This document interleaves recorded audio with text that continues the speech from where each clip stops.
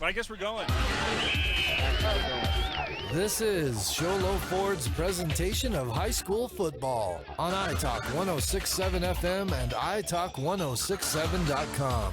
Also brought to you in part by Northland Pioneer College, Ace Hardware of the White Mountains, Deemer's Glass, Beeler Orthodontics, Summit Regional Medical Center, Octopus Car Wash, Mountain Mobile Auto Glass, and Little Blue Bird Studios.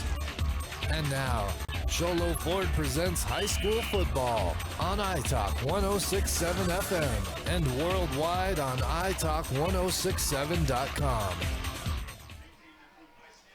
Very good evening, and thank you for joining us from Round Valley High School, where we have a battle that could very well determine a region championship. I'm Derek Palmer alongside Mike Granillo as the Snowflake Lobos are coming in undefeated at 4-0. The lone loss that the Round Valley Elk have suffered was not within the region as they lost at Safford. Mike, this seems as if it's setting up the way that everything else is breaking right now, that this could potentially be the determining factor. It is very likely that is the case, Derek, and thank you for having me tonight. And it's kind of crazy how these last 3 weeks are going to set up for the 3A East. When you have Snowflake Round Valley tonight, you assume Blue Ridge will take care of business against Winslow tonight, and then next week Blue Ridge Sholo, and then Blue Ridge Round Valley finish. So it is going to be a very interesting final 3 weeks, especially with the different formats we have for setting the tournament this year. Could be craziness. And just before we offend anybody who's listening, the way I connected those dots, of course, Snowflake having already beaten Blue Ridge. Yes. If Round Valley were to then beat Snowflake, they would be in the driver's seat, one would think. Yes. So there's all sorts of tiebreakers that would eventually be invoked if the Yellow Jackets were able to then knock off Round Valley. You're right. So it's just one of those 2020 things. Exactly. It seems as if this is exactly where we ought to be going. As we look at the keys to the game, of course, brought to you by Ace Hardware. It has a 24/7 locksmith. The next time you're locked out of your car or just need a key replaced any hour of the day or night, any night of the week, call Ace Hardware, your helpful place with 3 locations in Pine Top, Overgard, and Sholo. This is on the surface, if you're really looking for what might be the sexiest of all keys, it would be looking at the quarterbacks, but I think this is probably going to start in the backfield with the running back. I absolutely agree, especially with the Snowflake Lobos. We saw last week that the Sholo Cougars were able to stay with Snowflake for 3.5 quarters, and then Taryn Green came into the game, and that was such a difference maker. He not only carried them offensively, but just sparked their defense as well.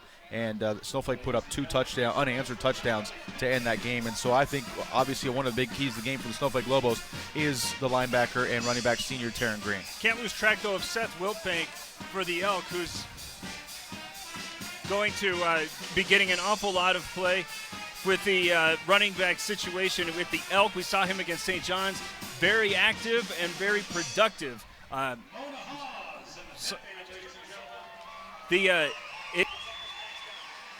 The big situation with him is going to be that he's also a very capable pass catcher, as is Green, but Wiltbank a little bit more active in the flat. Yeah, and he's kind of their all-everything guy, and he's going to be the problem is for Round Valley is does Snowflake have enough athletes to stay with him and kind of neutralize him? So who else is going to step up for the Round Valley Elk? That's the keys to. I'm not on. Okay. Those are the keys to the game. The next time you're locked out of your car or just need a key replaced any hour of the day or night, any night of the week, call Ace Hardware, your helpful place with 3 locations, Pine Top, Overgard, and Sholo. We're going to step away and have a little bit more for you right after this. It's Sholo Ford's presentation of high school football on iTalk 106.7 and iTalk1067.com. Who sells the #1 truck in America? Sholo Ford. That's right. Not only do they sell it, Sholo Ford is the best place to buy it. Why? Guy Hatch guarantees it. In fact, he guarantees you'll get the best deal on your next Ford car, van, or SUV as well. It doesn't matter what you buy. Sholo Ford has the best deal. Sholo Ford on the east end of the Deuce and at sholoford.com. The undefeated Snowflake Lobos here in the Dome to take on the Round Valley Elk, who are 3-1 this season. As we're getting you ready for it, now we'll look over at the Summit Healthcare Regional Medical Center injury report. Summit Regional Medical Center has everything your athlete needs to get back in the game. The big story last week for the Lobos was Taryn Green's health. As well, you were there. Yeah. What was the big to-do? Well, supposedly he took a knee or a helmet to the thigh and had a bruised thigh. And Coach Solomon's discussion at halftime was, we're only going to use him if we have to use him. Well, when it was a one-point game halfway through the fourth quarter, they decided they needed to use him. And so he played. Didn't seem to have any ill effects from that. So my expectation is that he's out here tonight. That's the Summit Healthcare Regional Medical Center keys to the game. We saw him warming up there, so perhaps he had gone over to Summit Regional Medical Center and got everything he needed to get back in the game. Absolutely. Very well could have. I want to point out one other thing, Derek, before we, as we're kind of talking about the keys to the game. The Snowflake Lobos have started every game this year slowly. They've come out and they've either trailed or it's just been a really close game and they haven't played with a lot of energy. In the second half, they have come out and played well. I don't know if they can afford to do that tonight against Round Valley Elks. I know that no coach or parent really wants to hear this one thrown out there, but just by way of a potential explanation for having happened, it seems as if the Lobos might be playing to their competition a little bit. Possibly. When that occurs. And to your point, though, if they do that today, this is a high-powered offense with an awful lot of weaponry, and we haven't even talked about Owen Young. He can deliver the football. So if they don't come out and match Round Valley's energy, this could get away from them pretty quickly. It could, and we'll see. I'm not completely convinced that. Wow, I just totally drew a break. Caden Cantrell is he's a good athlete and he's an okay quarterback. I'm not sure he's like a guy that you could count on to bring your team from behind through the air if you have to have that. So I would worry about that a little bit as a Snowflake Lobos. And to that point, one of the matchups that we'll keep track of, Noah Baum is a very talented athlete that lines up wide, generally in single coverage, and he probably is going to get lined up against Rowdy Rivera an awful lot today. How those two are able to win that one-on-one battle might go a long way to determining how many points the Lobos are able to put up. All right, we're going to get this ready for you right after this. It is Sholo Ford's presentation of high school football on Night Talk 106.7 and NightTalk1067.com. You've been there, waiting forever at the gas station for the guy to free up so he can fill up your propane tank. Or worse, when the only qualified propane technician decided to stay home that day. Yep, you've been there and I have too. That's why now I get my propane from Ace Hardware every time. You get Ace Hardware's world-famous customer service when you stop in for propane. That's right, you get in, you get out, and you get a great deal on propane and everything else. From Ace Hardware at their locations in Pine Top and Heber. Ace Hardware is proud to support White Mountain Sports. There's a play, and let's see. Orthodontist Dr. Joshua Beeler has been providing family-friendly orthodontics in Show Low and the entire White Mountains since 2006. If you need braces, stop in and see the friendly folks at Beeler Orthodontics and meet their professional staff. Dr. Beeler and his team have the latest in orthodontics technology, and they work with each patient individually to custom tailor the most effective treatment plan for the best results. Beeler Orthodontics is a proud sponsor of high school sports. Beeler Orthodontics, live to smile, love your smile. When you think glass, think Deemer's Glass in Lakeside. Deemer's Glass offers the best selection of quality glass with affordable prices. They do full home window packages, replacement windows, custom shower doors and enclosures, custom mirrors in many shapes, styles, and colors, glass doors and hardware, commercial glass for buildings and offices, skylights, screens, fire-rated glass for your fireplace or stove, window film, and more. Visit Deemer's Glass today on Porter Mountain Road in Lakeside or call 1-888-GLASSMAN.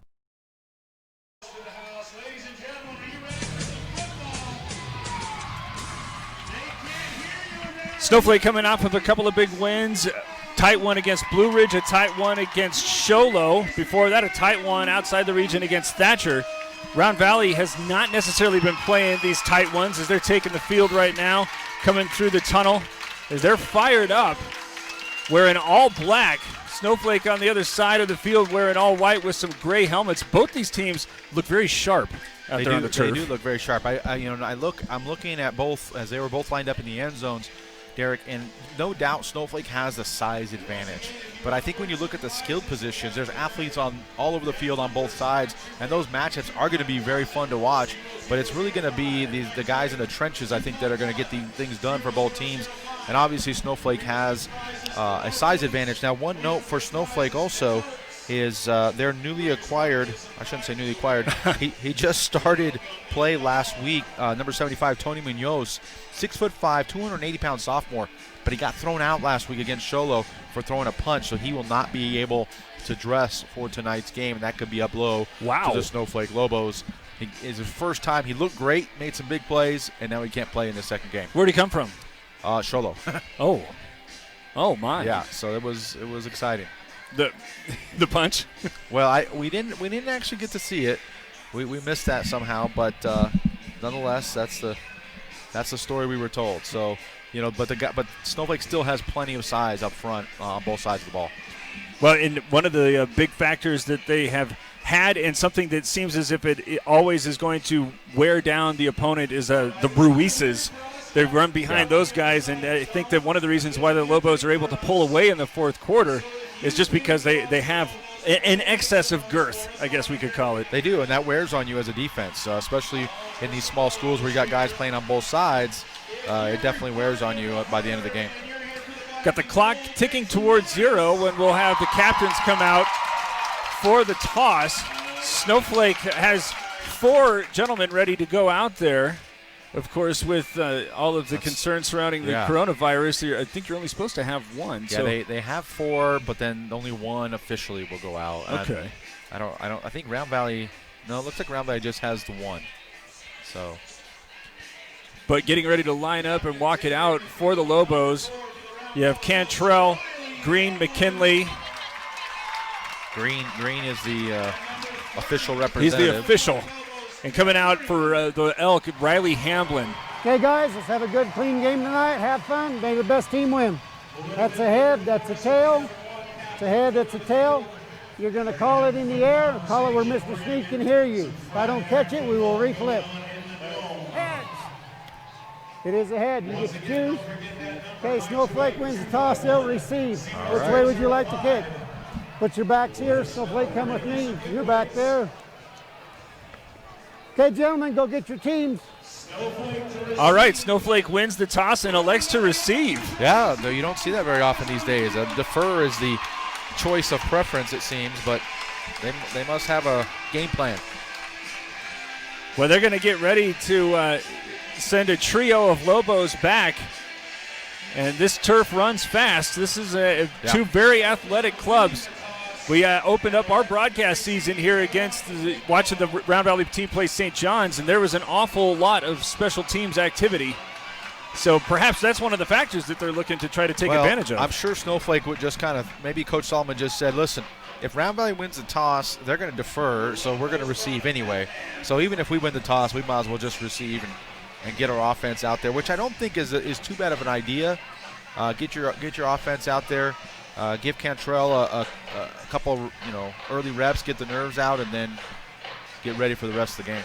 I just want to say, as 2020 has been such a weird year, it is so great to be out here with 2 fan bases that are now well-traveled. Everybody's fired up for this football game. It feels like it's a big football game. It's that time of the year for a big football game, and they're teeing it up. It's just great to be part of it. The only problem with the dome, we're appreciative of the warm weather inside here, but the fans are so spread out that you can't really get a good sense of exactly how many fans are here. But the Snowflake side is pretty filled up. Our side over here on the Round Valley side is pretty filled up, so we're ready to go.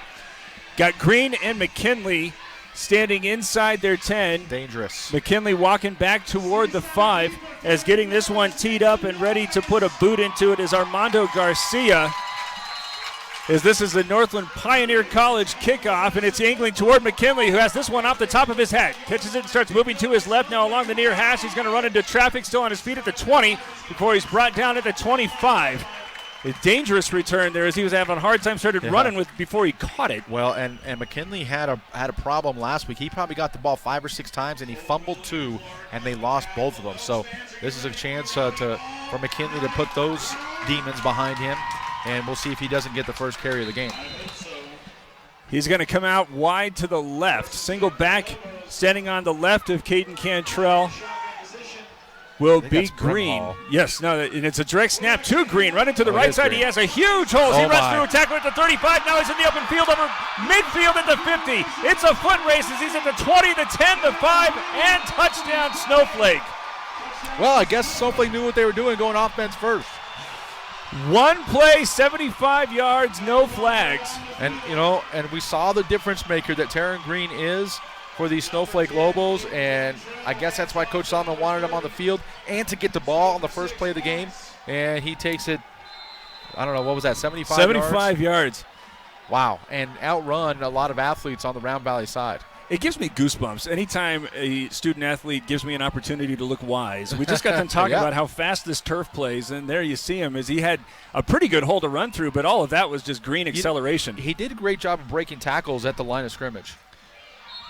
Crockett in with the extra point that's away and good. 11:41 to go here in the first quarter, and it's 7-0. The Snowflake Lobos lead. This is Sholo Ford's presentation of high school football on iTalk 106.7 and iTalk1067.com. That Who answers that sells whole the number energy. one thing. truck? So much for the slow start.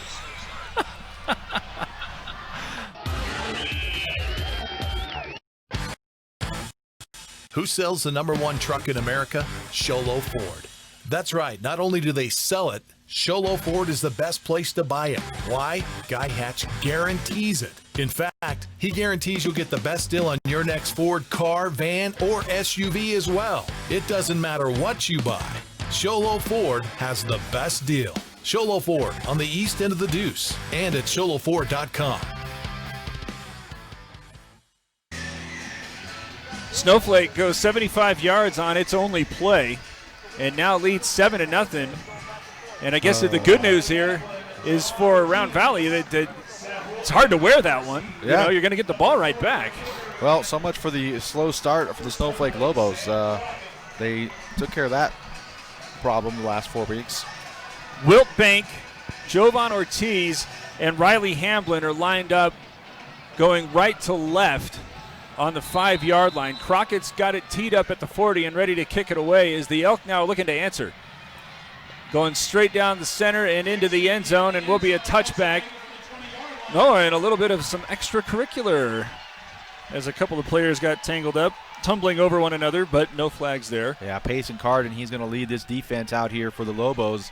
He was making his presence felt already, but Crockett's going to love playing in here in the Dome. He should be able to put that ball in the end zone every time if they get the opportunity. Got Owen Young with Wilt Bank to his right in the backfield. 3-by-1 set for the receivers as the snap is given to Wilt Bank. He tries to bounce it to the right side and is held up right at the line of scrimmage, maybe a yard. Looks like Carden in there, as I mentioned, Chase Irving in there as well for the Lobos. But watch Payson Carden on that strong side of the field. He plays defensive end, and he causes havoc from his position there. How important is it here for the Elk to, if nothing else, just grind out some clock? Yeah, you got to. You got to take some of that momentum away from the Lobos, but I would run away from Carden if I was them. Makai Funaki, the lone man, split wide to the left. The big tight end is Young again from the shotgun. Delayed count there as he's looking to the far side of the floor where it's off of the deck and then right into the waiting arms of one of the Lobos. I thought that initially it had come off of a foot and was going to be intercepted, but there wasn't even a thought to start returning it as that one was taken away after it had bounced off of the floor by Rev Brimhall. Yeah. And there you see the early nerves by Young. He just threw that one into the dirt. He had Hamblin open, but could not connect. And now a huge third down early. They're going to have to go to the air. Move the three receivers now to the left. Wilt Bank also on the left in the backfield. They fake the give, set up a screen where it's juggled, but a hand now bouncing out to the 25 over the 30 and has a Mount Mobile out-of-glass first down as he's shoved out of bounds by Green. That was Jovan Ortiz on the reception. Well, and a great block downfield by Kyron Clark. Allowed. That was Hamlin with the reception, you said? Yes. Yeah, allowed Hamlin to get to the outside, but a good play call, too, for the Elks. Fairly safe play, but they executed it very well. I believe that was actually Ortiz. Yeah, it was Jovan Ortiz. You're right. 7-0 Snowflake with the lead, but they're picking up the big 3rd and 9 are the Elks. Ball is now on the 33-yard line as the handoff goes Wilt Bank. This time trying the left and nearly had the burst to get through, but he's held up and tackled at the 42 after a 4-yard gain. That was Owen Lunt on the tackle for the Lobos and just holding on for dear life. You can see what the Elks really want to do is they want to run the ball. They were forced into that passing situation, but you mentioned the strength of their running game, Derek, and they want to do that, but they will rely on Young if they need to. Now Rivera, the lone man, split wide on the short side here on the left. Trips going to the right as Young from the shotgun on the second and 6. Here. Looking toward Rivera. Now ball fake going down the sideline, but it's overthrown and incomplete. Well covered there with Rice and Stewart. Well, I'll tell you, that's exactly the play I would have gone to as well because they had man-to-man coverage on Rivera. Rivera has some speed, but Owen Young just put too much air on it. The other problem, Rivera kind of slowed down. I feel like he thought, I'm covered, he's not going to throw it to me, and then the ball was in the air. Not that they would have hooked up anyway, but I like the decision for Young there, going one-on-one with Rivera. Having already picked up 1 third down conversion, the clock stopped just under 10 minutes to play here in the initial. Snowflake only needed 1 play to go 75 yards, has a 7-0 lead. Same formation, now Funaki is the lone man split wide on the left, but instead the handoff. No, they fake it. No, go over the top where it's caught near midfield. There is Kyron Clark, another tight end who gets in on the action and has a Mount Mobile Autoglass first down. Caleb Lyman with the tackle, but great execution by Owen Young. It's a good old line pass. You ride that running back all the way through, pull it, and hit to the guy who was lined up basically, as you said, as a tight end, and he was wide open in the middle of the field. 9:45 to go in the first quarter. 7-0 Snowflake still in front, but now the Elk having converted on third down twice with a little bit of a drive going as they approach midfield. Drop back and now throwing it to the far sideline where it's caught this time by Hamblin. Along the far sideline he goes before he's spun out of bounds. Pickup of 7 on first down. Well, they changed things up. They ran on first down the last 2 times. They run play action this time. Rivera wide open in the flat, but I tell you, watch for Round Valley and take some shots downfield. Snowflake's going with a cover 3 defense. They have 1 free safety, but with the 2 wideouts, it is going to be very difficult for him to get over the top if they can get past the corners. They're into Snowflake territory now, facing 2nd down and 3. Again, 3 receivers, this time coming to the left. Funaki is the lone man, split wide right. Now the play is stopped. I think we had movement on the line. Prior to the snap, false start, Round Valley.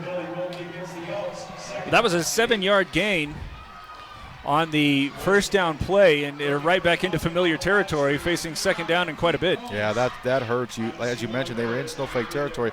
Now, they have done a good job, though. They've ran some clock. They've got some offensive momentum going and kept Snowflake off the field. Funaki still the lone man on the far side of the field. Instead, the give goes to Wiltbank, trying to use his speed coming to the near side, nearly at the edge, but dives over the 45 and is down to the 43. Camden Brimhall saving a bigger gain right there for the Lobos, but great job by Wiltbank, Seth Wiltbank, running out there, picked up a big block by his tackle on that left side and sprung him free. And I think perhaps Snowflake thought pass was coming and did not key in on Seth Wiltbank. Makes it 3rd down and 1. I would here. Almost another bit of movement on the left side of the line. Instead, everybody's keeping their composure as the handoff does go Wiltbank, trying to dive up the middle, but he's met immediately. Still, he's able to step to his left and close. Fall forward and might have enough for a first down. It is going to be very, very close. I think he's nope, I don't think he's short. There's been no signal yet. They're taking a look. I think Round Valley's got to go for it here. After Snowflake just ran one down your throat for 75 yards. They're saying 4th down. Yep. It is. Well, now I think they're going to make it official. Yeah, they're going to bring the chains out. We don't have a great angle. We are up a little bit higher than we ordinarily are, but it looks as if the ball right now is spotted just outside the 42. Where's our sideline reporter? Oh, he got the night off. Oh. I believe that the marker is all the way to the 42, so they might just be about a foot short. Yeah. Oh, just inches. So now here's one of those interesting dilemmas that most coaches would tell you, that primarily going from the shotgun doesn't matter in these and short situations. Right. Well, but they're going under center. Yeah. You got to go for it here, I think, if you're Round Valley. Young, for the first time here in the first quarter, is going to line up under center. He's got Wiltbank behind him. They need inches. As they're going to keep it, he's going right up his center's back. He needed a couple of inches, and he got a couple of yards. You know, I love that play call. I love it because you're just saying, hey, I'm putting this on you guys. You guys have got to make the play. Everybody in the whole place knows what we're doing. Make them stop you, and Snowflake couldn't stop them. So credit the Round Valley Elks for keeping this drive alive. Mount Mobile Auto Glass first down, moves the chains with 8 minutes and 20 seconds to play. Third down. No, that was a fourth down conversion. Watch them take it deep here. Got Rivera, the lone man, on the near side, again in single coverage as they instead give it up to Wiltbank. He's going to grind the left side, step to the right, gets up to the 35. Now he's down the sideline. 2 men are in pursuit, though, and stop him at the 20. Oh, man, he made a move on the cornerback, Camden Brimhall, right there where he dipped to the outside, and that allowed him to pick up another 15 yards. So great job, great vision by Seth Wiltbank as he kind of made that one happen. He did pick up a nice block, and he was patient, let it get in front of him, and he cut to the outside off of it. 4 carries and 34 yards now for Wiltbank. 7-0. Snowflake leads, but the Elk now in business as they're inside the 20 after that Mountain Mobile Auto Glass first down. Young with the Lobos creeping toward the line to show blitz. Instead, he fakes the pitch and is going to keep it. He slides up the middle, goes over the 10, and is spun down very close to another first down. He did not have much room to work with there. I'm pretty sure if we could just see the beginning of that again, I'm pretty sure that was a busted play. I think he and Wiltbank had some miscommunication there, and credit the headsy Owen Young for just taking that one and going in the hole that was originally meant for Wiltbank. Lyman there with the stop, and had he not been able to cut him down, that might have gone into the end zone. Instead, now it's 2nd down and 3. As from the shotgun this time, he's going to keep it direct run going over the right side. Has a first down and delivering a blow. Wow. As he gets inside the 5. I think that was Brimhall who is the unfortunate recipient. I think it might have been Chase Irving. Chase Irving was slow to get up after that collision with Young. And Young, not a big guy by any stretch. We don't have his physical dimensions, but doesn't look huge out there. Boy, play action right now would probably really be good. You got now dual running threats in the backfield as Young has 16 yards on 3 carries. It's 1st and goal after the Mountain Mobile Auto Glass first down. 6:35 to go in the first quarter. 7-0 perilous, I should say, Snowflake lead as Young. This time it's a direct snap to Wiltbank. He's trying to get to the edge. Now slides into the end zone for the score. Touchdown, Elk. Boy, and a great job of blocking on the outside. I believe that was Kyron Clark who helped spring him. So Round Valley, they didn't do it in the same way, but they sure came up with a big answer for Snowflake's first play. That drive takes more than 5 minutes off the clock and are right now waiting for an extra point attempt from Armando Garcia. The snap is down. It's low and knuckling, and but it somehow sneaks over the crossbar. 7-7. This game in the first quarter is not disappointing. It's all tied up. Jolo Ford's presentation of high school football on Night Talk 106.7 and NightTalk1067.com. You've been there waiting forever at the gas station for the guy to free up so he can fill up your propane tank. Or worse, when the only qualified propane technician decided to stay home that day. Yep, you've been there and I have too. That's why now I get my propane from Ace Hardware every time. You get Ace Hardware's world-famous customer service when you stop in for propane. That's right, you get in, you get out, and you get a great deal on propane and everything else. From Ace Hardware at their locations in Pine Top and Heber. Ace Hardware is proud to support White Mountain Sports. 7-7, tied up here with 6:24 to go. Let's send it down to Camden Smith, our sideline reporter. That the Elks needed to deliver, given the fact that they give up that opening touchdown. I'll tell you, this was a big answer to that opening touchdown, and they're feeling it on the sidelines right now. All right, thank you, Camden. As they got it teed up, Rivera sends a boot into this one. Actually, that's Garcia, beg your pardon. Is it? Is not going to catch the coffin corner. Instead goes out of bounds. So the Lobos will have great field position now as they look to respond. You could tell the official didn't want to throw the flag, but because it went out of bounds on about the 1 yard line. So tough break. Had it been a punt, it would have been great. So they're going to move that all the way up to the 40, I believe. And we have a scoring update from the Blue Ridge Winslow game, the other region game. Blue Ridge is up 14-0 0 over Winslow with 6:12 to go in the first quarter. Oh, my. Yeah, it's going to be ugly open Winslow. One play, 75 yards on the previous drive. Green, who's going to be on Cantrell's right. McKinley on the left with receivers on either side. One man in the slot. Baum is the lone man on the right side. As it looks as if when McVicker went into motion, somebody jumped. McKinley. Prior to snap, false start. Snowflake. And I tell you what, that seems as if he was coming over to serve as an extra blocker for number 30. Yeah, I'm pretty sure. I'm pretty sure Round Valley's going to get a steady dose of number 30 tonight. Now, you said that Cantrell was the leading blocker on his previous run. Yeah, he ran up through because it was a direct snap to Green. Right now, Cantrell is the quarterback. Watches as McVicker again goes in motion beyond the line. Instead, it's a handoff to McKinley, who's going to try to come from the right to the left, and he gets held up at the line of scrimmage. Fights his way forward for a yard, maybe 2. But there's some of that energy that Camden was just referencing. These guys are fired up along the front for the Elk.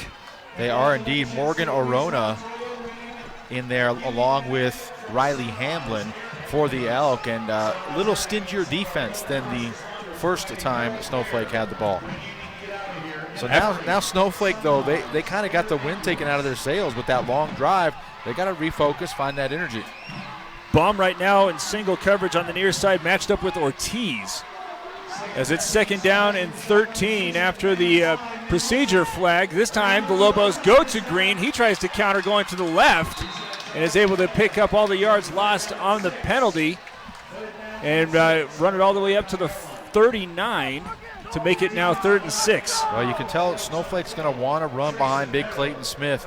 He's a 6'3", 265-pound junior. He's the center, but they do like running in there behind him.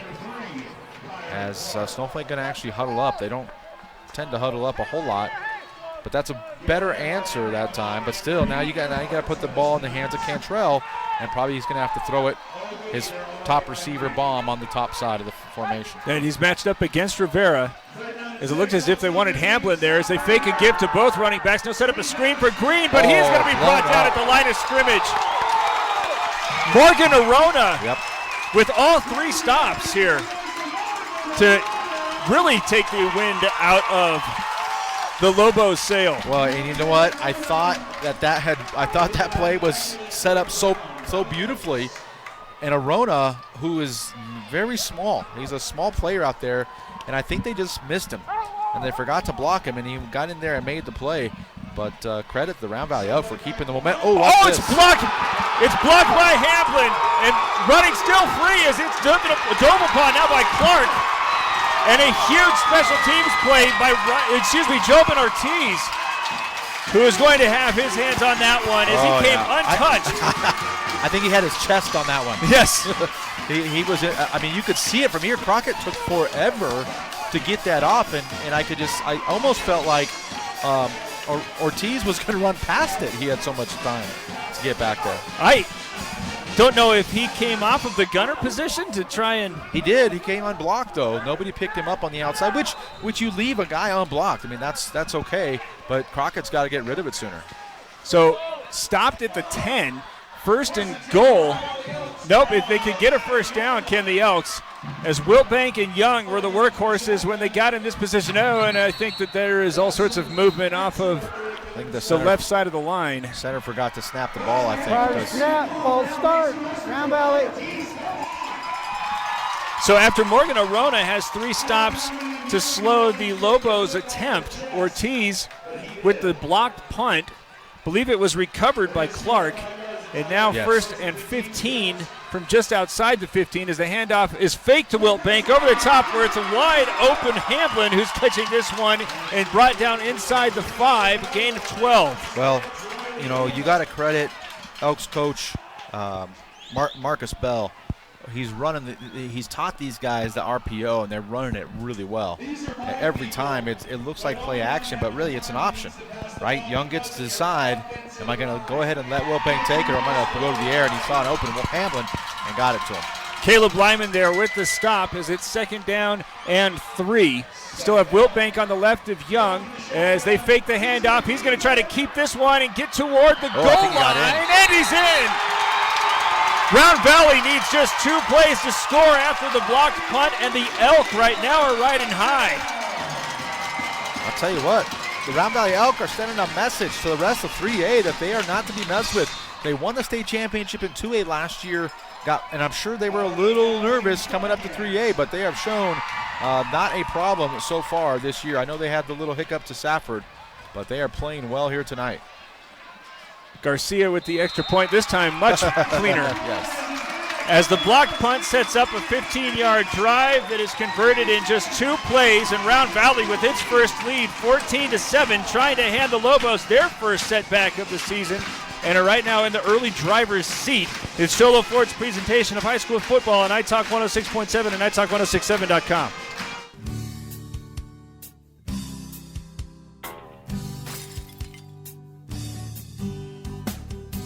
I got this. Don't take time out of your busy day. Let Mountain Mobile Auto Glass come to you. All our technicians are certified by the National Auto Glass Safety Council. Mountain Mobile Auto Glass will give you $50 cash, free movie passes, and free dinner. 536-5972. Mountain Mobile Auto Glass, cash back to you.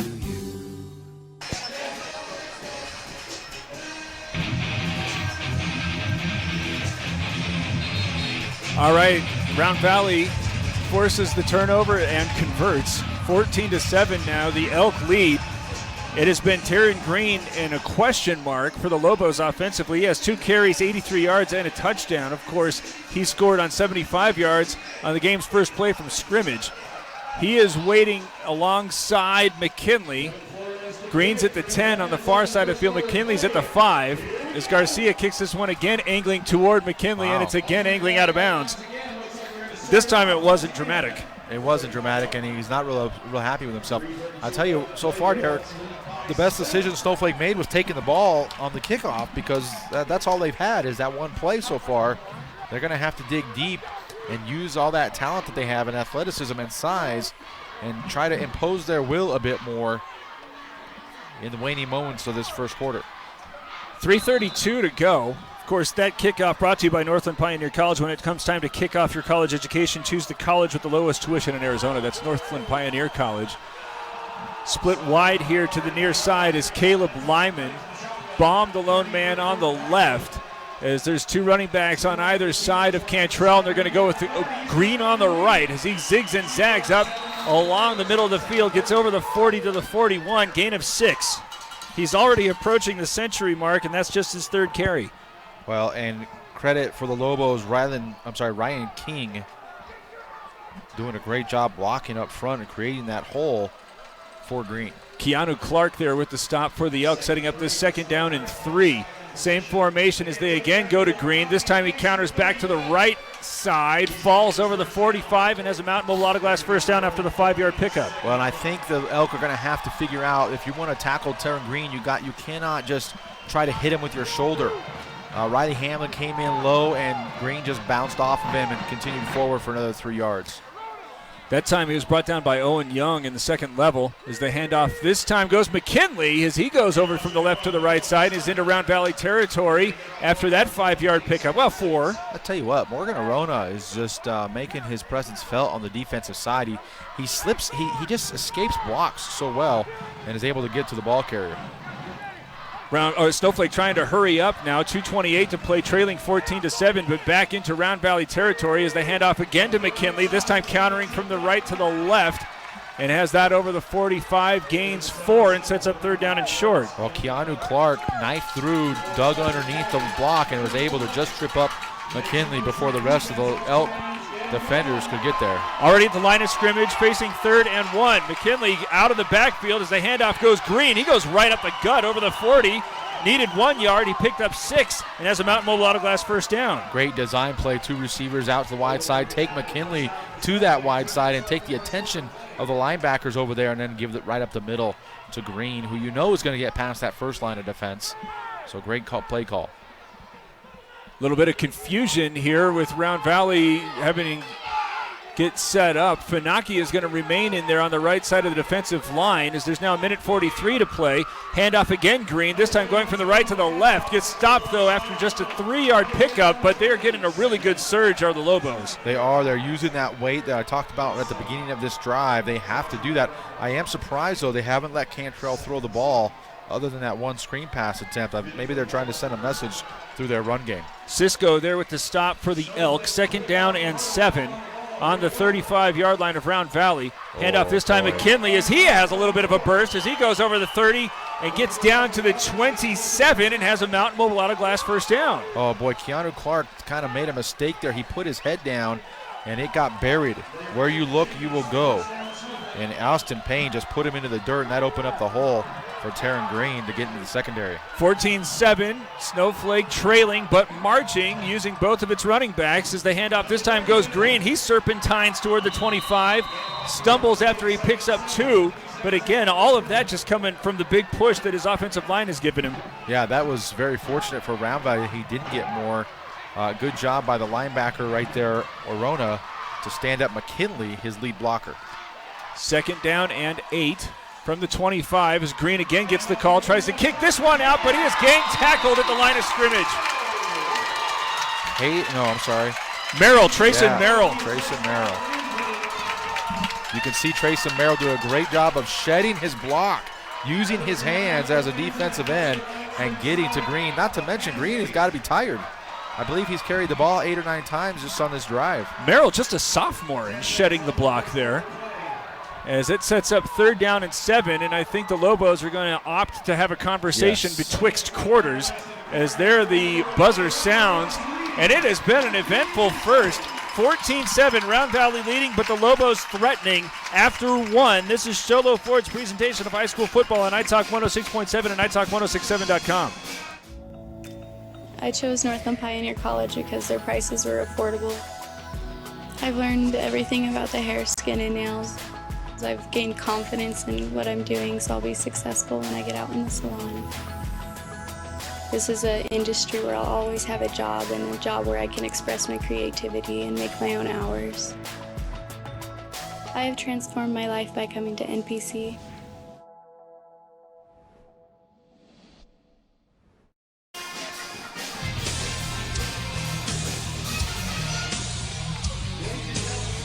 $14-7, Snowflake trailing to begin the second quarter here. When it comes time to kick off your college education, choose the college with the lowest tuition in Arizona.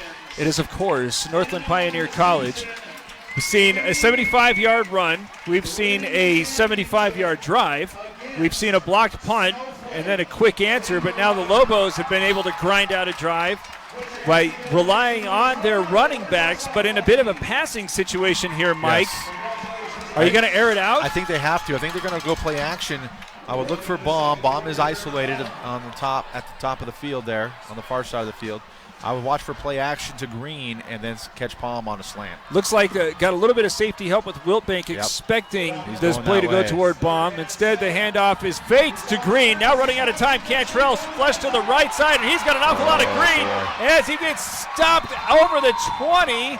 But he was able to fall forward to the 15 and have a Mountain Mobile Auto Glass first down. Well, the fans up here want a block in the back, but I thought it was pretty clean. They caught him in the shoulder, and so it's a good job by Snowflake to help save Cantrell as he had to scramble. They did run the play action, Derek, but they did not look to bomb. They went to the short side of the field, and it was all covered up. So credit Cantrell and his legs. That was a big pickup. That's the first positive yardage from Cantrell. As this is the first time we've seen the pistol set here from the Lobos on 1st and 10, trailing 14-7, 11 and a half minutes remaining. McVicker acting as a blocker. Instead, Green is going to counter that one back to the left. As that looked like it was designed to go to the right, but there is a huge opening to the left, and he tried to scurry through it, but it fell on him quickly as Stover was there to get the stop. It was Stover indeed. And McVickers, though, on the kind of it's a kick-out block, but to the inside, but well executed. This is a new wrinkle in the Snowflake offense here. Green again in the back of the pistol with 109 yards to his credit, but the direct snap is instead going to be taken by Cantrell as he uses Green as a lead blocker and gets close to the 5 and has a Mountain Mobile Auto Glass first down. Boy, and Cantrell, he's tough to bring down. He is a big boy. Terran Green, not the tallest of players out there, but Cantrell is, and he's kind of a load. And then if you get Green blocking for him, that makes it tough. And we'll see if Snowflake really utilizes their size here in the red zone. Arona there with the stop, but it sets up 1st and goal at the 6 for the Lobos. They trail 7, as this time it's again going to be taken by Cantrell, again trying to use Green, but I don't think he read that one quite as right as he tried to go back to the inside, but he had a lot of space going out. He gets a 4-yard pickup, but he could have had 6. Credit Stover for learning a lesson. He stayed down that time, and the block went over the top of him, and he was able to trip up Cantrell.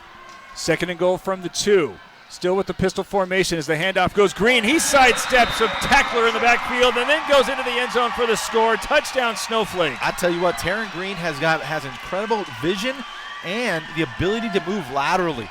A lot of strength in those legs, and you got to have that to find those holes and kind of jitterbug through that offensive line. He does it better than most. Well, you see the big difference when the running back yes. is trying to make that happen. His quarterback could have done that on the previous play, but not quite as accustomed using that vision, as Crockett is in to try to get this one tied up at 14, and he does.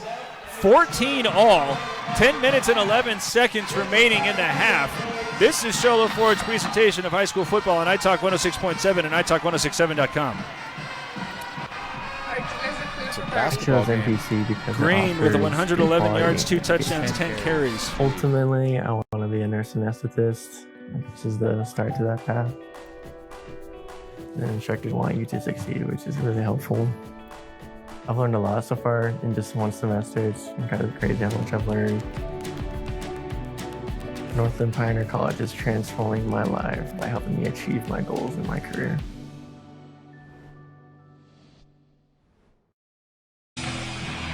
All tied at 14 as we take a look at what Camden Smith is talking about. Hey, thanks, Derek. Listen, this after that first touchdown that the Lobos scored, there was a huge celebration here on this sideline. After this second one, it's all business. They come back. You'll notice that there wasn't a lot of jumping around and cheering on the second one. They understand the kind of game that they're in against this Elk team. Oh, thank you, Camden. Well said. I think that both sides right now realize that they are in the hornet's nest. As we heard what the Brulage Yellow Jackets were doing.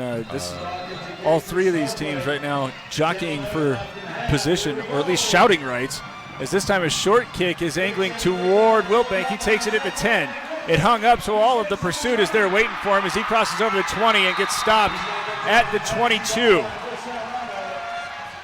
And I believe that was number 20. I think it might have Brimhall. It might have been Brimhall. I didn't get a good... I don't know where Snowflake got these jerseys, but their numbers are so small. Yeah, but they look great. Well, they could have still been bigger and look great. They're not mutually exclusive. 10:06 to go, tied up at 14. The Lobos had an answer. I had to throw a little math talk in there. As Wiltbank stands on the right of Young. 3 receivers coming to the near side. As everybody's bunched up close to the line, expecting this one to go to number 1. Young with the shotgun snap, long count as he has it just handed off. No, he's going to bring it back. He wanted to go deep. Now he's going to be corralled in the backfield. No, he might have got back to the line of scrimmage. Actually, it'll be a short loss. Ruiz was the first man there, as well as Owen Lunt. When Owen Young saw Caleb Lyman come out to guard the slot position, he gave the hand signal that I'm sure meant let's go deep over the middle, but good coverage on the outside by the Lobos, and Young was forced to pull it in, but I think he wanted to go over the top with no free safety for the Lobos, but a little too much speed on the front 7 for Snowflake. Rivera moves off the field. I think Funaki comes out in his place and is now wind up alone on the left.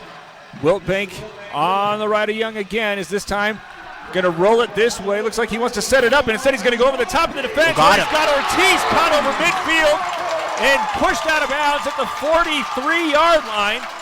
Huge gain. I'll tell you, that is not an easy play to make right there. That's probably 30 yards, roughly 30 yards, I would say, on that pickup, as that's a tough throw to make on the run forward and putting just the right amount of air under it so that your receiver, Jovan Ortiz, who's played big already so far in this first half, and that's a tough catch because the coverage was there. Yeah. Mountain Mobile Eyeglass first down, second reception for Ortiz. 9 minutes and 14 seconds left, tied up at 14, and again into Snowflake territory are the Elk now as Wiltbank bounces off of one of his blockers, and that's going to allow Green to catch up with him, but he still was able to manage 4 yards out of it. Well, I'll tell you what, it could have been bigger had Wiltbank not run into the back of his lineman. He had some good momentum, and that slowed him down, allowed Green to come down the line on a good angle in order to pick him up. So I'll tell you, Terran Green looks tired out there. You know, he probably sat out a week of practice with the injury. Not this week, but the previous week, and he 10 carries already, and he's been running a lot of yards so far. He looks a little tired, a little gassed out there. He hasn't left the field yet today, as he is out there now manning the middle on 2nd down and 6. Wiltbank now on Young's left. 3 receivers also in that direction as the handoff goes. Wiltbank coming to the right side, trying to weave around a block. Now he gets to the sideline over the 30, 20, tripped up at the 10, and finally brought down, but it will be 1st and goal for the Elk. Layson Isaacs, somehow, he's a defensive lineman, and he comes in and hits the back shoe of I think they're calling him down before that. They're saying he stepped out of bounds way back here at the 24, but still credit Isaacs for coming down and making that tackle. 14 yards to get that Mountain Mobile Auto Glass first down. 55 yards on 7 carries for Wiltbank. Actually, that might have been Ruiz. I might have had the wrong number there. Clock running toward 8 minutes. It's tied up at 14. Rivera now the lone man wide on the right. Wiltbank also on Young's right as there's a short drop from Young looking back toward this corner on the near side where Rivera is watching that one get overthrown. The fans thought that there was some contact, but they were both pushing each other. Yeah, there was. That wasn't. I don't think that was warranted a penalty in any way.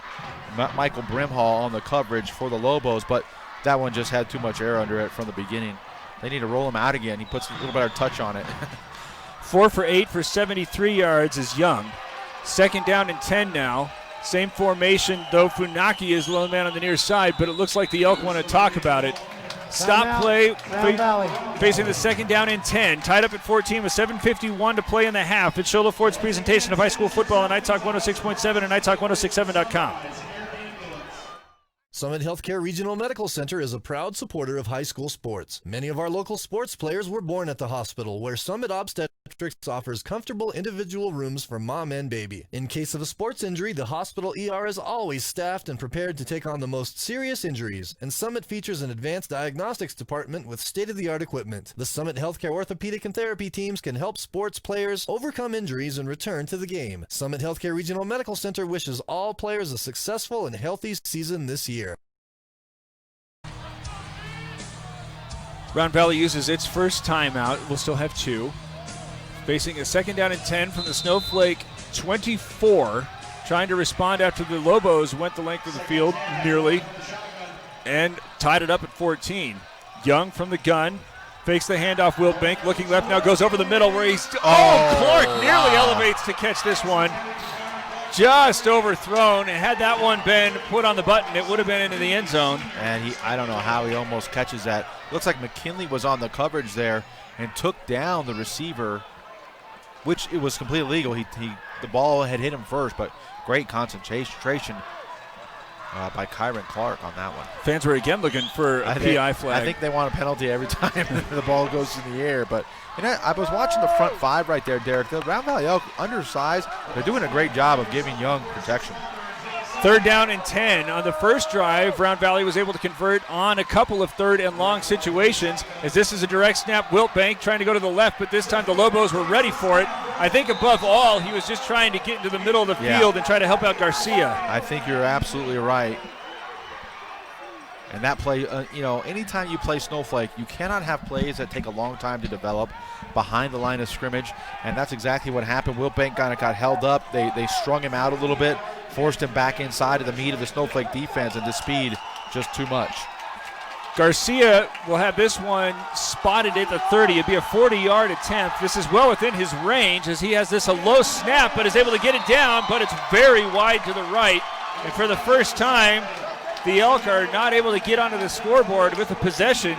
Snowflake watches as the ball is taken deep into its territory and now content to come back out, put this on the 20, and try to get a lead back. I think that slow snap kind of messed with Garcia's head a little bit because he knew Hamblin had to have a little extra time to get that set for him, and it kind of threw off his rhythm, and he just didn't kick it cleanly.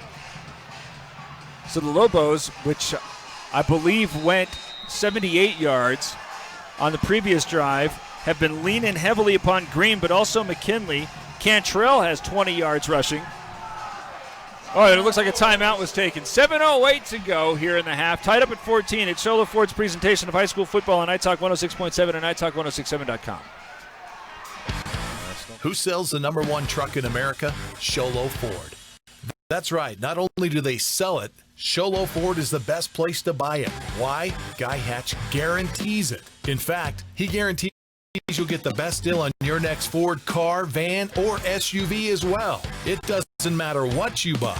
Show Low Ford has the best deal. Show Low Ford on the east end of the Deuce and at showlowford.com.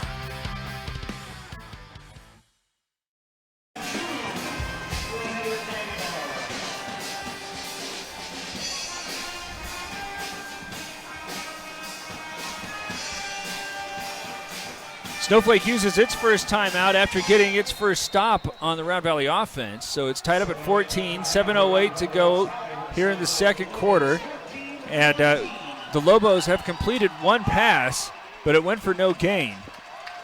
Otherwise, Cantrell has 20 yards on 3 carries. Mason McKinley has 17 yards on 4 carries. Taryn Green, 111 yards on 10 carries and 2 scores.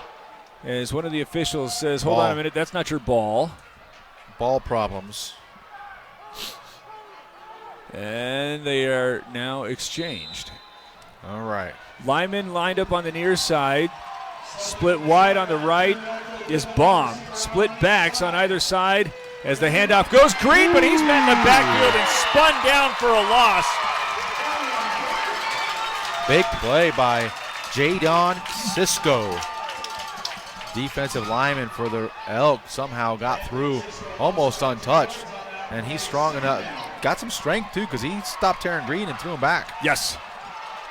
I think above all, he was not fooled as they've been countering both of these guys, running in the direction of against where they are. This time, McKinley is going to run right up the middle and just remove all cuteness. Yeah, that's exactly right.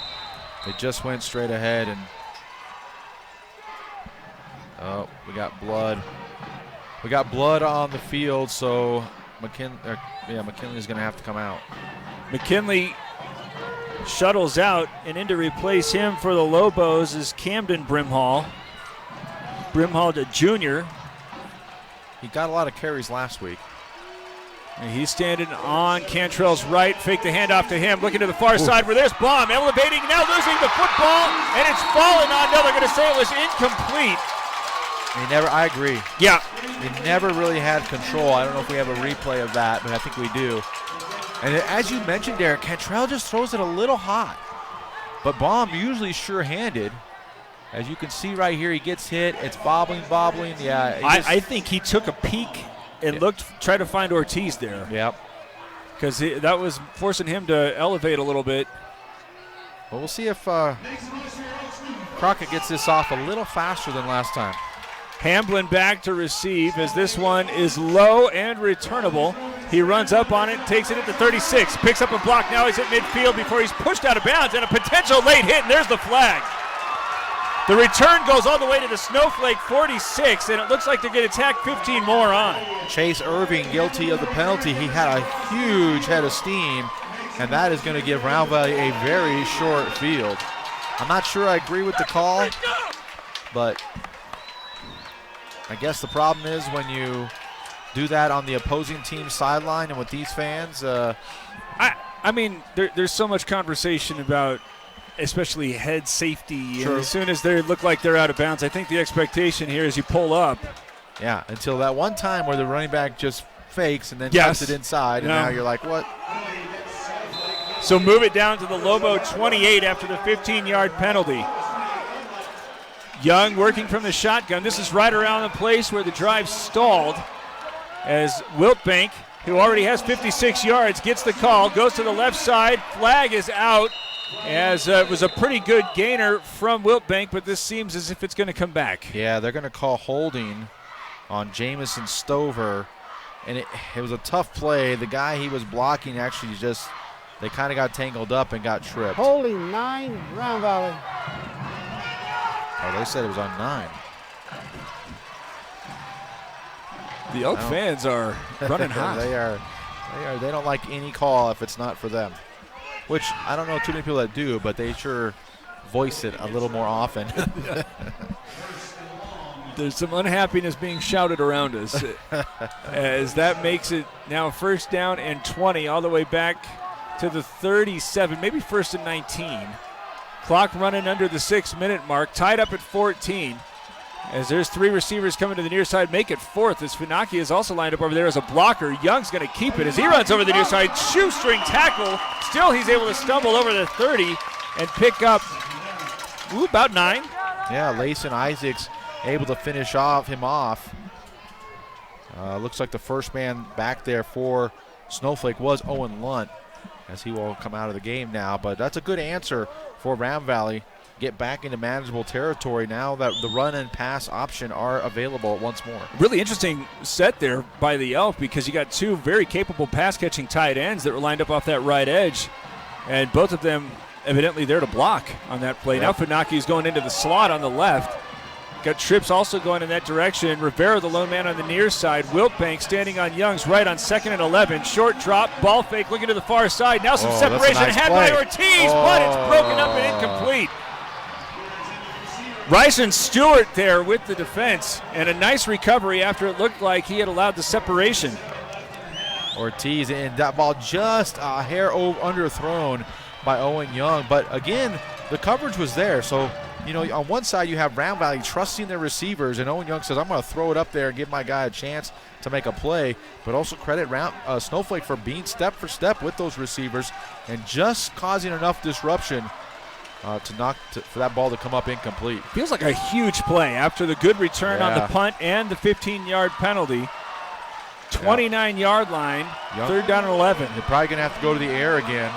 Well, I watch for Hamlin this time. Funaki is in the backfield, looking as if he's ready to serve as a blocker. Handoff goes Wiltbank. He's got some space, but brought down again by the shoestring. As there's Irvine. Yep.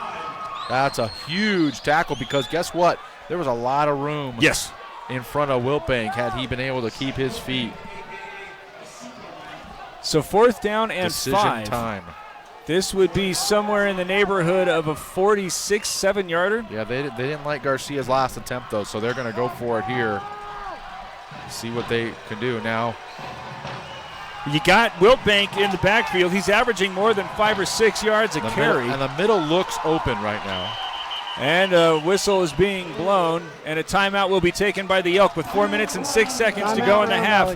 14-14, but the Elk are trying to, again, get some points while they approach the red zone. It's Show Low Ford's presentation of high school football on iTalk 106.7 and iTalk1067.com. Who sells the #1 truck in America? Show Low Ford. That's right. Not only do they sell it, Show Low Ford is the best place to buy it. Why? Guy Hatch guarantees it. In fact, he guarantees you'll get the best deal on your next Ford car, van, or SUV as well. It doesn't matter what you buy. Show Low Ford has the best deal. Show Low Ford on the east end of the Deuce and at showlowford.com.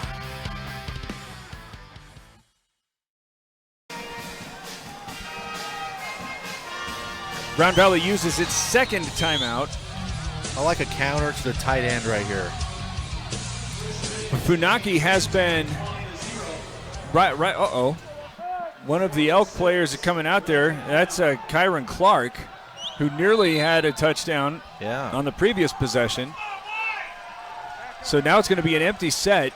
3 receivers going to the left, 2 receivers out wide right, and that includes Funaki and Wiltbank. Young all alone. As a shotgun snap is had, 3-step drop, looking over the middle where he's got another man open. This time it's Hamlin caught in the end zone for the score. McKinley on the coverage, and it wasn't bad again. McKinley was step for step, but great concentration by Riley Hamlin, because I believe, I didn't catch the number, but one of the Lobos went up to try to tip that out of the air, and he missed it. But still, that takes concentration to keep your eye on that during the whiff, as Kyron Clark does not look well for the Elks. But, man, what a great pass and catch for the Elks. Extra point is no good, so that could play a factor here later. Yeah, he's having some problems. 20-14, Round Valley back in front after the 24-yard connection between Young and Hamblin. This is Sholo Ford's presentation of high school football on iTalk 106.7 and iTalk1067.com. You've been there, waiting forever at the gas station for the guy to free up so we can fill up your propane tank. Or worse, when the only... Got it, I thought. Was that his zone? Like, what was he doing in the middle? Who sells the #1 truck in America? Sholo Ford. That's right. Not only do they sell it, Sholo Ford is the best place to buy it. Why? Guy Hatch guarantees it. In fact, he guarantees you'll get the best deal on your next Ford car, van, or SUV as well. It doesn't matter what you buy. Sholo Ford has the best deal. Sholo Ford on the east end of the Deuce and at sholoford.com. 20-14, Round Valley in front as Garcia has nearly missed his first extra point attempt. That time it was just pulled to the left. But in what seems as if it's going to be a high-scoring affair, that could very well come back to haunt the Lobos. Excuse me, the Elk. The Lobos trying to take advantage as got a little bit of a different look coming up for Snowflake as Ryson Stewart is going to come back to help McKinley. So Green, this time he's not part of the action as this is angled toward McKinley. He comes up and catches it at the 10. A little bit of space now as he cuts it out toward the far side at the 25. Brought down at the 35 and a dangerous flirtation with a horse collar there. But no flags are thrown, and good field position here for the Lobos. Well, Morgan Arona almost got outran to the corner there as McKinley turned the corner, and Valley has been up to the task tonight. Because I think in most people's mind, Snowflake was the favorite here, but only because Round Valley hasn't really, they haven't competed in 3A in a very long time. But they have shown that they are ready. Hamblin is going to go back and receive Crockett's punt. Got Coach Solomon on the field, and I think he's arguing that offensive pass interference. Yeah, that should have only been a 10-yarder, I think. And now he's motioning down toward his lower body. I don't know if he thought that there's an illegal, some sort of block or crackback or I don't know what. But the officials have paid patient audience and nothing more as Hamblin is standing on his 12-yard line on the near hash. Crockett with a high snap brings this one down and now kicks it a high hanger, and Hamblin telling everybody to stay away, and it takes a good Round Valley bounce, and if absolutely nothing else, occupied 10 seconds of the game clock. Yeah, I know. You should let that ball roll around and let the officials call it dead, get a couple more seconds off the clock. I'm not sure that Round Valley has the quick strike ability to go against Snowflake. They do against other teams, but I don't know if they have it against Snowflake, so we'll see if they can manage this 51 seconds with only one timeout. Kyron Clark kind of hobbles off the sideline. He's back out there. Yeah, he is not doing well. He's got an ankle or knee or something on that leg. It looks as if Young is going to go under center here, needing... Might just take a knee. Well, that's what will happen. He is taking a knee. But I don't know. They might have to snap it one more time. So it looked like just hoping to try to get something made as far as a play goes on special teams, but credit Crockett there with a pretty good punt after a very high snap. As there's another knee taken, and that ought to take us into the locker room with Round Valley leading 20-14.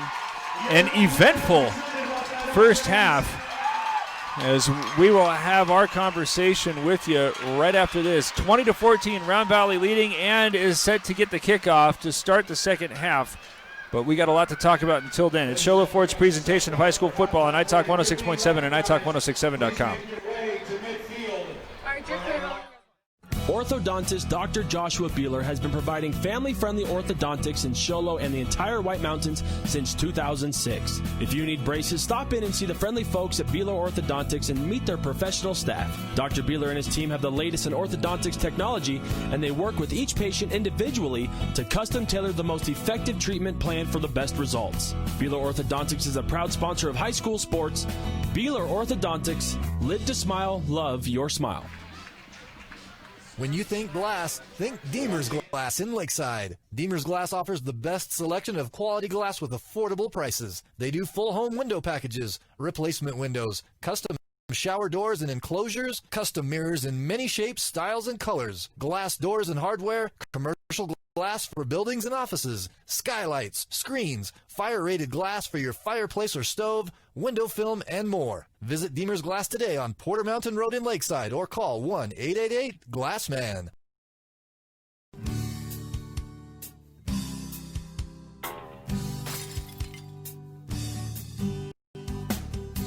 I got this. Don't take time out of your busy day. Let Mountain Mobile Auto Glass come to you. All our technicians are certified by the National Auto Glass Safety Council. Mountain Mobile Auto Glass will give you $50 cash, free movie passes, and free dinner. 536-5972. Mountain Mobile Auto Glass, cash back to you.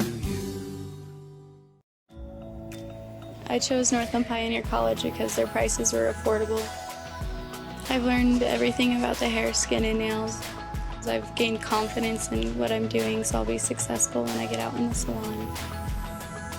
This is an industry where I'll always have a job, and a job where I can express my creativity and make my own hours. I have transformed my life by coming to NPC.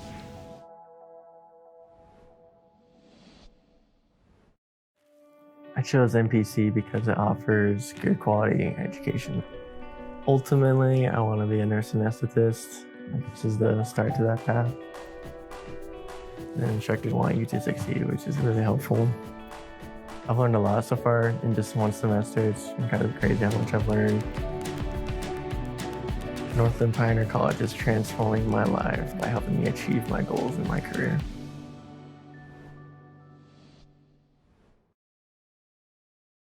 Summit Healthcare Regional Medical Center is a proud supporter of high school sports. Many of our local sports players were born at the hospital, where Summit Obstetrics offers comfortable individual rooms for mom and baby. In case of a sports injury, the hospital ER is always staffed and prepared to take on the most serious injuries, and Summit features an advanced diagnostics department with state-of-the-art equipment. The Summit Healthcare orthopedic and therapy teams can help sports players overcome injuries and return to the game. Summit Healthcare Regional Medical Center wishes all players a successful and healthy season this year.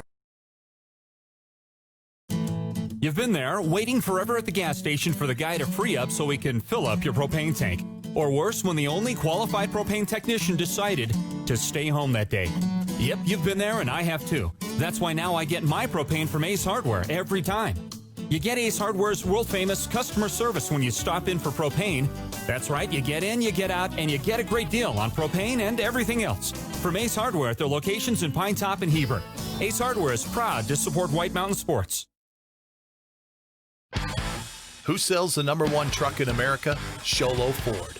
That's right. Not only do they sell it, Show Low Ford is the best place to buy it.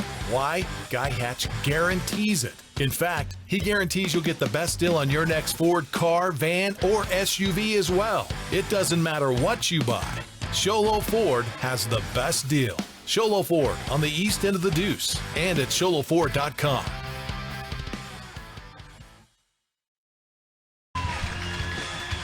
(20-14) at halftime. We'll tell you how we got there.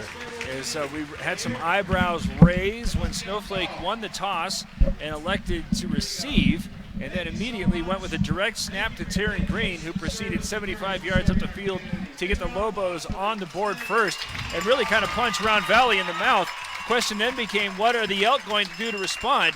Well, how about a 75-yard drive that involved 3 third-down conversions and was punctuated with a 3-yard touchdown run from their quarterback in Owen Young. Then set the stage for a quick 3-and-out forced by the Round Valley defense. Jovan Ortiz blocks a punt that's recovered at the 10-yard line. A procedure penalty slows things, but Young has a big gain on the first down carry, and it set up Wiltbank from 3 yards out to give Round Valley its first lead. Snowflake at this point looked like it was back on its heels, but they had an immediate response as the Lobos went 78 yards, eventually getting Green out from 2 yards to score his second touchdown. At that point, Caden Cantrell was 1 for 1 for no yards passing. All of the attack from the Lobos had come on the ground.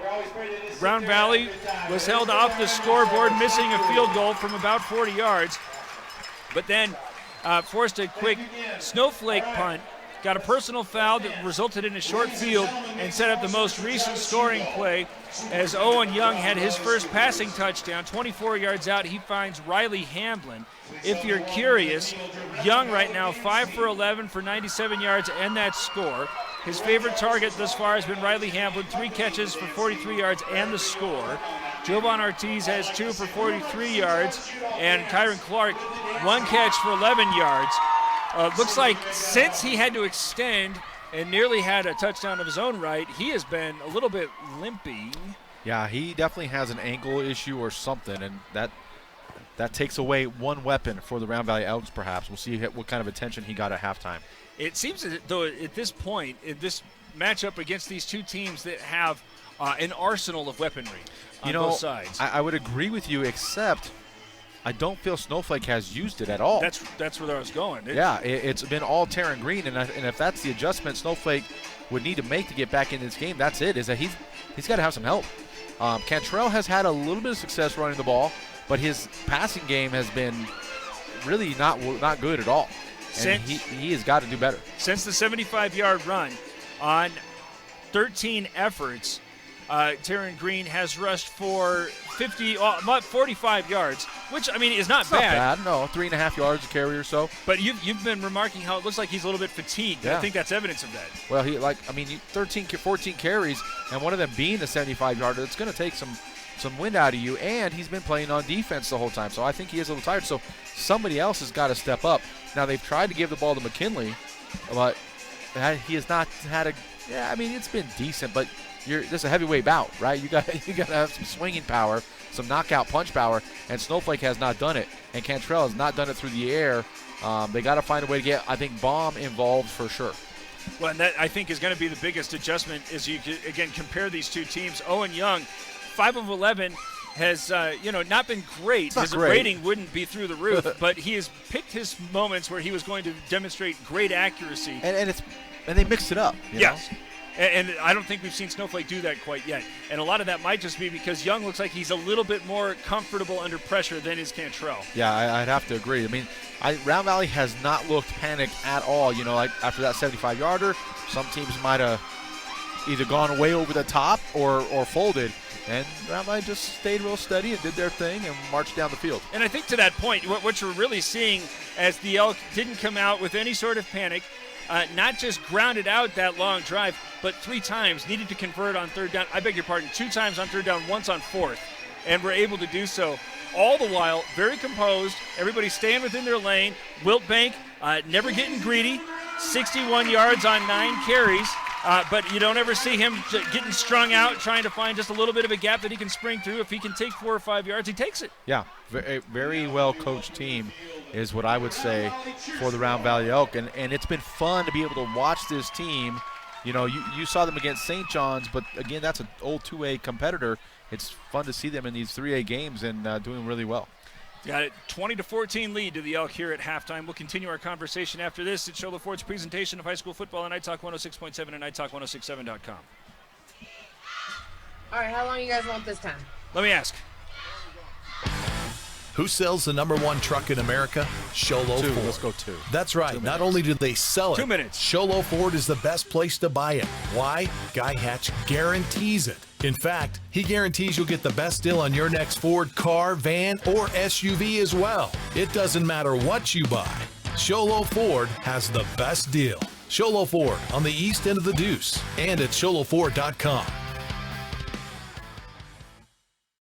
Orthodontist Dr. Joshua Beeler has been providing family-friendly orthodontics in Show Low and the entire White Mountains since 2006. If you need braces, stop in and see the friendly folks at Beeler Orthodontics and meet their professional staff. Dr. Beeler and his team have the latest in orthodontics technology, and they work with each patient individually to custom tailor the most effective treatment plan for the best results. Beeler Orthodontics is a proud sponsor of high school sports. Beeler Orthodontics, live to smile, love your smile.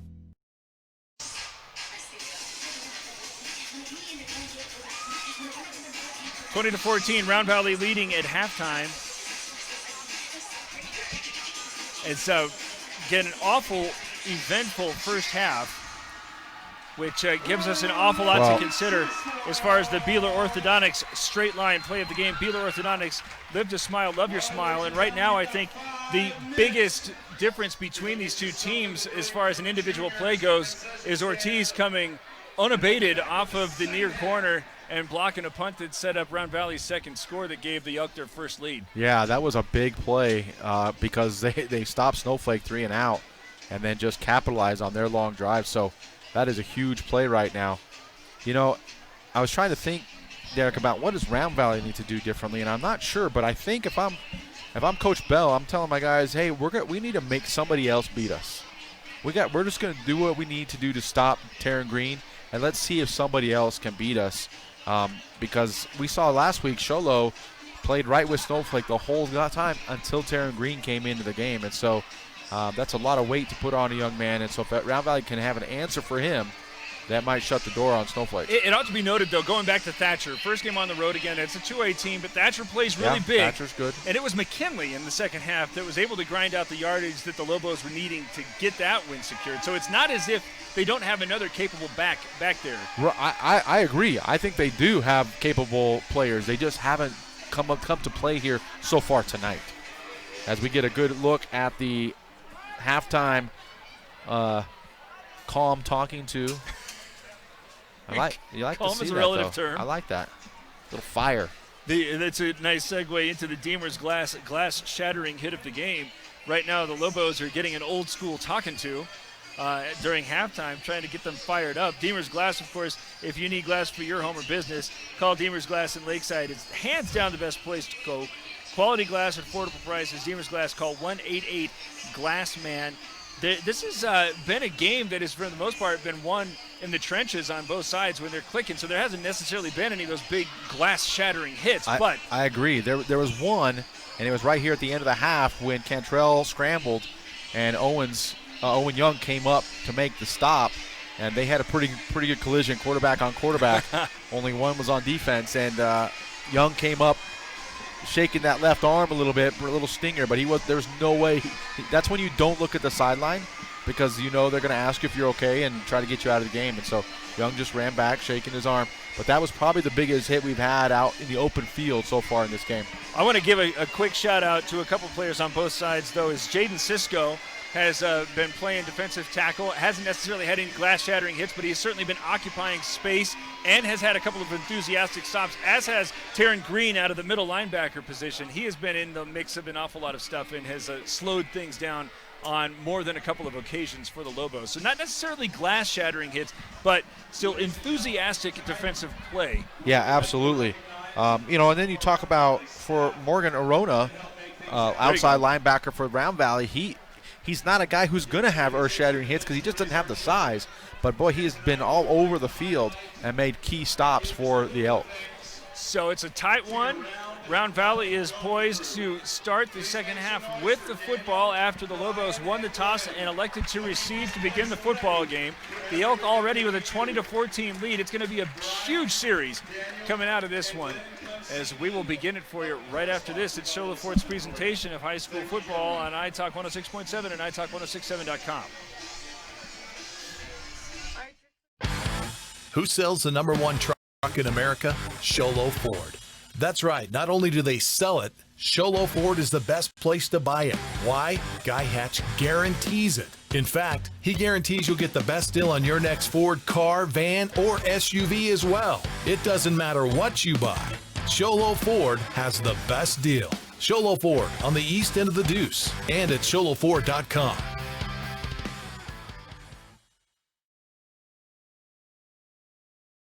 Orthodontist Dr. Joshua Beeler has been providing family-friendly orthodontics in Show Low and the entire White Mountains since 2006. If you need braces, stop in and see the friendly folks at Beeler Orthodontics and meet their professional staff. Dr. Beeler and his team have the latest in orthodontics technology, and they work with each patient individually to custom tailor the most effective treatment plan for the best results. Beeler Orthodontics is a proud sponsor of high school sports. Beeler Orthodontics, live to smile, love your smile.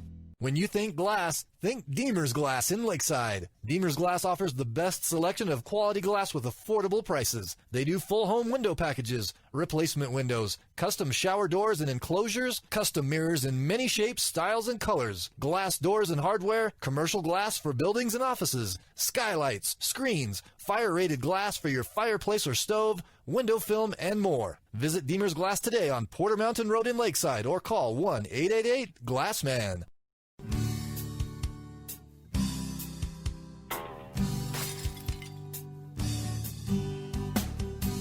I got this. Don't take time out of your busy day. Let Mountain Mobile Auto Glass come to you. All our technicians are certified by the National Auto Glass Safety Council. Mountain Mobile Auto Glass will give you $50 cash, free movie passes, and free Just call dinner. 536-5972. Mountain Mobile Auto Glass, cash back to you.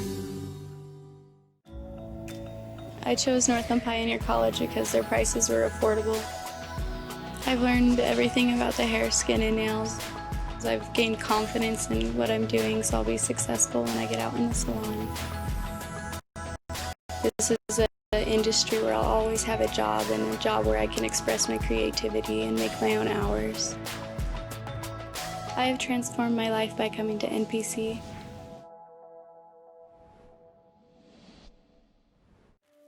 I chose NPC because it offers good quality education. Ultimately, I want to be a nurse anesthetist. This is the start to that path. And instructors want you to succeed, which is really helpful. I've learned a lot so far in just one semester. It's incredibly crazy how much I've learned. Northland Pioneer College is transforming my life by helping me achieve my goals in my career.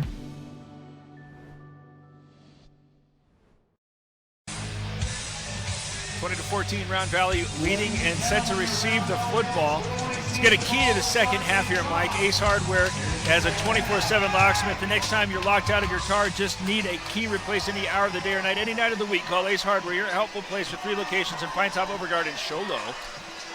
Yeah, so I'm not sure what they're doing. Oh, they got to switch sides. They're on the wrong side. But anyway, the Ace Hardware keys to the game. You know, I really believe, I mean, I know this sounds very cliche-ish, but I think just based on what we've seen in the first half, the main key is who controls the line of scrimmage. Because both teams want to run the ball, and so whoever controls the line of scrimmage. But I'll throw you a second key, and that is quarterback play. If Cantrell steps up his, it could be what Snowflake needs. But if Owen Young just keeps playing the way he's playing, it's going to be lights out, I think, for Snowflake tonight. Got a trio of Elk going back to receive. That includes Ortiz, who has lots of fingerprints all over this one, as does Wiltbank, and I believe Hamblin is also going back there. Crockett, who's got a good leg. The problem with this setup here for the Elk is you can't really kick it away from anybody. They're all three capable playmakers. And I don't see Kyron Clark out there. We'll see. I don't know if he's on the sideline just to rest him or if he actually is going to be done. Here's Crockett on the approach, and this one is angling toward Hamblin, but it will be taken instead by Ortiz. He's at the 25 now, starting to cut it out to the far sideline where he's going to be brought down at the 23, and that is where the Elk will begin. And great job. I mean, that almost had disaster written all over it for Round Valley as Ortiz and Hamblin almost basically collide to get that ball. So they got to work out some communication things. But Ortiz obviously really wanted it because he took some shots for his trouble too. So put it on the 24-yard line. The Elk will begin leading at 20-14 as Three receivers going wide to the left. In the slot might be Clark. Now as Wiltbank is sent out of the backfield. They're going to try to set it up for him on a screen. Catches this one. He's got some blockers. Goes over the 30 to the 35 and has a Mountain Mobile Auto Glass first down after the 11-yard catch. Great play design for the Round Valley Elk as Rice and Stewart comes up with the tackle. Comes off the block, but a great job of not getting the holding penalty by the receivers. Out there on their man-to-man blocking. That's always an opportunity for a holding penalty. And I think to the point that I was trying to make at halftime there, he probably had the opportunity to try to bounce that out wide and really try to go for the big gainer. But yeah, you saw him just go up, head north. So let's just move the sticks out to the 35, he says, and try to start a long play clock occupying drive as three receivers coming to the near side. Clark is out there. Or is that Ortiz? I can't tell. I think it's Ortiz here to the near sideline. Trying to move the pocket to the near side. Faking a pass, and now Ortiz is all along. Cut up the 35, and nothing. Even Green in front of him. He's at the 10, he's at the 5, he's in the end zone. Touchdown, Round Valley, as Owen Young set that up. That was a triple option play, and he went with number 3 as Ortiz read him. Oh, nobody in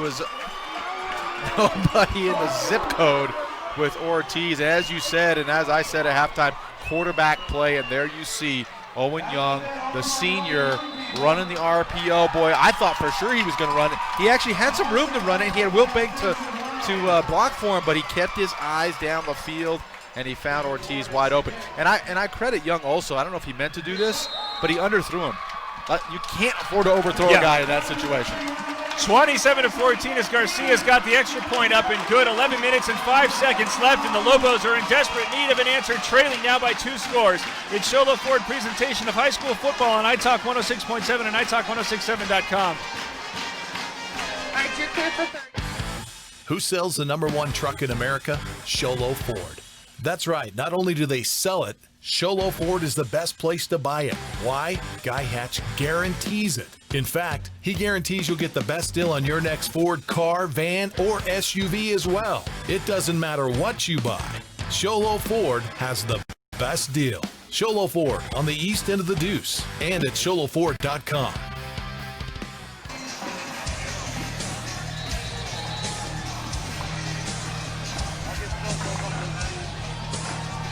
Twen- 27-14 as we're going to send it down to Camden Smith for a Kyron Clark update. Hey, thanks, Derek. Kyron looks like they've got his ankle heavily taped, but he doesn't look any worse for the wear. We just saw him on that last play. He looked pretty sharp out there. All right, thank you, Camden. He's one of their defensive ends and is probably doing an awful lot to try to make sure that everything from the Snowflake running back crew is staying somewhat contained between those tackles. As the kick is away and hanging up at the 10-yard line where it's taken by Stewart, trying to bob and weave up to the 20, to the 25, and eventually brought down at the 30. So a pretty good return. And Snowflake is in need of all of the momentum it can create. I tell you what, I know we don't get to see all of the teams in the state from 3A until the playoffs, but if there's a better coached team than these Round Valley Elks, I would sure like to see them because they execute very well on the offensive side of the ball. Snowflake needing an answer. Green, who hopefully is a little bit more rested, coming out on the right of Cantrell. McKinley on the left. McKinley gets the call, trying to go back to the right side. Cuts it up at the 30 and stood up at the 34, but turns around and drives forward over the 35 and has a 5-yard gain. And I don't know if this is by design or not, but, Snowflake is getting a great push up front, but there's no holes. The backs are having to run behind blockers because there's no holes. Round Valley's they're plugging everything up. They're getting driven back, but they're plugging it up for no big gains. Stover there on the stop, 2nd and 5. Now pistol formation for the Lobos. Green is deep as he gets the call, starts circling back to the left, but he is getting tackled back at the line of scrimmage for a 2-yard loss. And Cisco was there first. Exactly. Jaden Cisco, he's been in the backfield several times tonight, and he comes up big right there. And I don't know that pistol formation has accomplished what Coach Solomon wanted it to accomplish. I feel like it takes so much time for Green to get to the line of scrimmage that defenders come unblocked. Well, and when you use the pistol formation, you think you try to start running downhill, and they're negating all of that by trying to kick it outside. Yeah. So they're going with it again. 3rd down and 7. Back to the 33. Moving the pocket to the right. Cantrell stops. Now he's surrounded. Makes a couple players miss. Now unloads this one and just sings it out of bounds. Oh, and a late hit flag is thrown very tardily. Cisco is going to get viewed as the guilty party, as he is said to have been roughing the passer. Oh, the Round Valley crowd doesn't like it either. Big surprise. And I was watching the wounded duck float out of his hand, so I didn't get to see if it was a good call or not. Did they pick it up?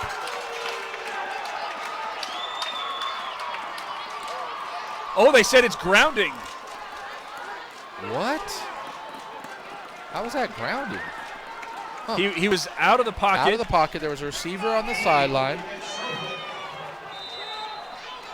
Oh, boy. Wow. Solomon is on the field. He's already had one lengthy conversation with the officials, and I think right now he is scripting the second. So Cisco was forcing that miscue instead of driving the quarterback into the ground late. And now it sends it all the way back to the Snowflake 17.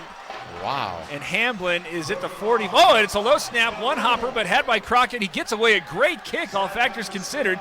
Takes a great Snowflake bounce and out of bounds at the 50-yard line. That could have been disastrous. Instead, Crockett saves the day. It could have been much worse, although I'm sure Round Valley will take it. But, wow, an interesting turn of events right there, as I thought they were going to get that grounding penalty. I'm not sure I can agree with that. Fans will have to rewind on iTalk and YouTube and see what they think about that. But I don't know. Unless they're just a little more. I mean, it could have been 1st and 10, I guess. And it's a judgment call. Yeah. And now Round Valley with an opportunity to deliver the death blow. Here, 3 receivers to the near side, and Wilbank joins. Instead, here Young is going to carry this one. He gets stood up, but he still is able to fight his way down to the 45, loses the football, and a fumble is recovered by the Lobos. I don't know if Young has all of his faculties after that pop. And I tell you who hit him is McKinley. McKinley came up and popped him right there. Boom. And the ball right there, that could be the Deemer's glass shattering hit of the game right there. Man, that if this was played at almost every other level, that might be a 15-yard flag for that helmet to even shoulder pad contact. Instead, Snowflake forces a turnover. McKinley, who just did it, he circles back, counters this one over to the right side, and he gets stopped after a very short gain, and everybody getting very animated here on this Round Valley sideline. You know, I noticed that when McKinley gets to that first level, he doesn't accelerate into the contact. I feel like he's hoping something will open up, and he gets stood up because of it, instead of just taking those 1 or 2 extra yards. 9 minutes to play. And what has been an already very eventful second half. Round Valley's got 1 score on the board. Snowflake now with its first turnover forced and trying to take advantage as the handoff goes green. He tries to go over the right side, but he gets stopped as Cisco is there again. Yes. Cisco in there. We had a helmet come loose. Now he's got to come out of the game. Is that Morgan Arona? I think it is. Morgan Arona's got to come out for a play because his helmet came off. But we're getting a few more pops here to start this second half. Kyler Rominger just came in as Romero had to come out after losing his helmet. Let's see if the Lobos can take advantage as they're going to use the pistol again in 3rd down, 3rd and 4. Trailing 27-14 as this time they just go north-south, and there's Green weaving his way through traffic into Round Valley territory and gets all the way down to the 35. You know, I was just going to say before that, Derek, Round Valley trusts their front 7 because they keep their 2 free safeties back to prevent any kind of deep pass. And there you see Snowflake finally got past that second level, and the free safeties had to come up. Hamlin leading the charge. No huddle, 2 receivers on either side after the Mountain Mobile Auto Glass first down. 7:45 to play, 27-14 as this time Cantrell's going to keep it, but he is having little success. Stopped at the line of scrimmage, maybe a short loss. And they're the 2 leading defenders, I feel, on the night, combining on that play as Morgan Arona back in the game, and of course Jadon Cisco. Or I'm sure it might be Jaden. I'm not sure, but we'll just go with Cisco. Hey. I like Jadon, though. Had a little more flair. 2nd down and 11. The Lobos not huddling. Now, one of the keys to the second half was quarterback play, and so far, Cantrell has not done anything spectacular here in this second half. Going again with 2 receivers on either side. McVicker matched up in single coverage with Ortiz as his initial look that way, and then quickly back over to Baum, who's going down the far sideline, and well defended there by Rivera. Rowdy Rivera stride for stride with the big target from Snowflake and sets up 3rd and long. Well, and I think that's one of the things we talked about at the beginning of the game, Derek, is that both teams have skilled guys. Their skilled guys are athletes, and there you see it. Rivera matched up with Baum, and nowhere really, I mean, that was just thrown up for grabs. It wasn't like he threw it because he was open. It was just, this is where the coach told me to throw it. I'm going to throw it. Trust my receiver, and he couldn't come down with it. Vicker's a capable pass catcher. They haven't looked in his direction and yet. They're putting him outside against a speedy. Trying to set up a screen, but it's read by a trio of Elks. Is the first one there is Funaki. Another sack. I don't even see who that was supposed to go to. And I got to believe that intentional grounding penalty earlier influenced that play right there, because I think Cantrell would have thrown that and just tried to throw it away, but that penalty earlier cost him. 10-yard loss as Funaki has yet to put a stamp really on the offensive side, but he was not fooled in the least there, as there's 6 minutes and 40 seconds left in the third. Nearly blocked again, but another great kick from Crockett. Takes a nice Snowflake bounce, and they can't keep it out of the end zone. It'll be a touchback, and the Elk, after giving it away on Young's fumble, I didn't see him out there for any of that defensive sequence. You know, now that you mention it, I don't think I did either, but he is. Yep. He's going out now. So he seems like he's no worse for a big hit there delivered by McKinley. 27-14, his team is leading. And after eventually getting that stop, can go back to that conversation about a 3-touchdown lead. Feels as if that could be the final blow here, as he has Wiltbank standing on his left from the shotgun, sends him out of the backfield, coming to the near side, looking in this direction, fake the pass. Now he's again going along the near hash where he had Hamblin open but overshoots him. Great play design as Round Valley sends the extra receiver out there. Nobody from Snowflake there to pick him up, and it allows Hamlin to run free. As Lyman was out there going, who do I cover? And the answer was Hamlin, but well overthrown that time, as Young did take a little bit of pressure on that one. 2nd down and 10. As Wiltbank again starting on the left, but they've been sending him out of the backfield in motion an awful lot.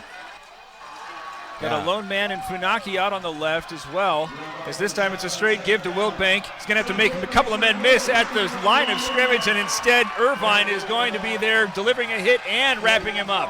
Yeah, great stand up there by Lyman. By Irvine, sorry, as he read this the whole way, and he goes helmet to helmet. I'm not sure why Wiltbank didn't try to go by him a little bit, but very interesting. I tell you what is impressive about this Round Valley offense, a whole new set of plays coming out here to start this second half. You know, they have a very deep playbook to run, and when you can save things for the second half, boy, it kind of takes away some of those adjustments that I'm sure Snowflake made. 3rd down, 7 yards to go, 5:40 to play here in the third quarter, as Tripp's going wide left. Wiltbank also standing in that direction. Snowflake needs and now a flag comes out. This might be delay a game. Snap. Well, that's going to help Snowflake, because they really need a stop badly right here. They have not scored since about 2/3 of the way through the first quarter. So it has been 2 full quarters since Snowflake has scored, and they got to get the ball back and try to get something going on offense if they want to get back in this game. Got Michael Brimhall in single coverage on the near side against Rivera, and they're going in this direction. Instead, it's a screen set up to Wiltbank, spinning around at the 35, or excuse me, the 30, and very close to a Mountain Mobile Auto Glass first down. I think he got it. He did just enough. What a great play call. Snowflake had their ears pinned back. They were coming hard after Young, and he stays in there and delivers a strike to Wiltbank, who, as you said, just got running north and south. and did what he needed to do to pick up the first down. Young now is 4 for his last 5 through the air, and 8 of 15 over the ball game for 186 yards, including a touchdown. As he's moved the chains out over the 30, handoff Wiltbank coming from the right to the left, curves around the corner, he's at the 40, he's got the open field, he's at the 50, one man to beat at the 30, along the near sideline, he is in the end zone for the score. Touchdown, Round Valley. And Lyman had an angle, he thought, but boy, Wiltbank put on the Jets. And great vision. We've been talking all night, Derek, about his ability to just run north and south. And we just saw one time where he bounced it to the outside because he saw the crease there, and he took it the rest of the way with his speed.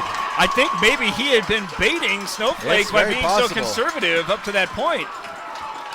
But he had that one first step there to get that separation, and then it was just the Jets as he went 68 yards for the score and now has 131 yards on 11 carries. And that might have just shut the door. Another knuckleball is good. 34-14. If the Lobos have an answer, they better pick up the phone. 4:45 left. This is Sholo Ford's presentation of high school football on iTalk 106.7 and iTalk1067.com. Aren't you clear for 30? I'll tell you what. I chose Northland Pioneer College because their prices were affordable. I chose NPC because it offers good quality education. Ultimately, I want to be a nurse anesthetist. This is the start to that path. And instructors want you to succeed, which is really helpful. I've learned a lot so far in just one semester. It's incredibly crazy how much I've learned. Northland Pioneer College is transforming my life by helping me achieve my goals in my career. 34-14. And Snowflake right now is a quarter and a half away from suffering its first loss.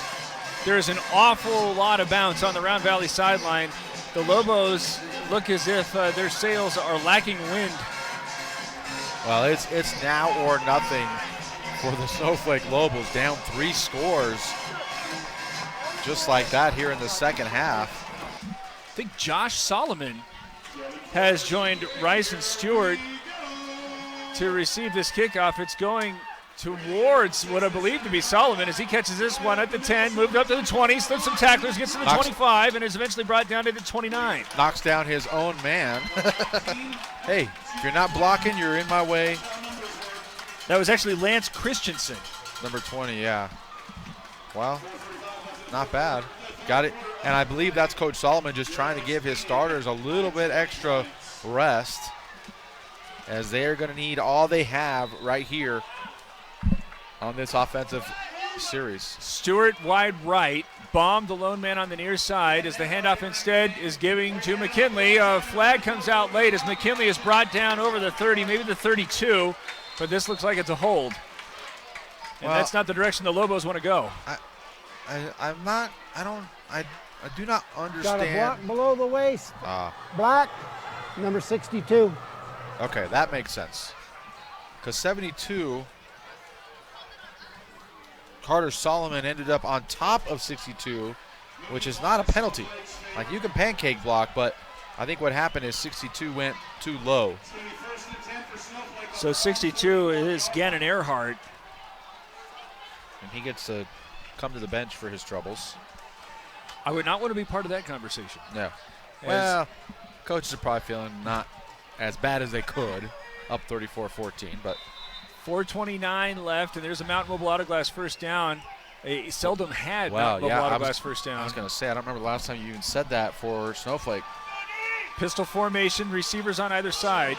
As the handoff goes Green, met at the line of scrimmage and brought down there by Kyron Clark. We've been calling his name, wondering if he's healthy. He looked whole there.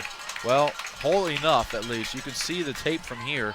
It's like a club foot down there, making sure that he doesn't hurt that ankle anymore, but able to come off the defensive end. And that's tough play for the defensive end. You got to go right down the line in order to get the running back from the backside. And this is the problem, though. You're starting him deeper than you normally do. Same formation as there's a miscommunication. Cantrell is able to make positive yardage out of it. It looked as if Green was expecting that handoff to go over his left shoulder, and Cantrell was trying to deliver to the right. but he's able to pick up 3 yards.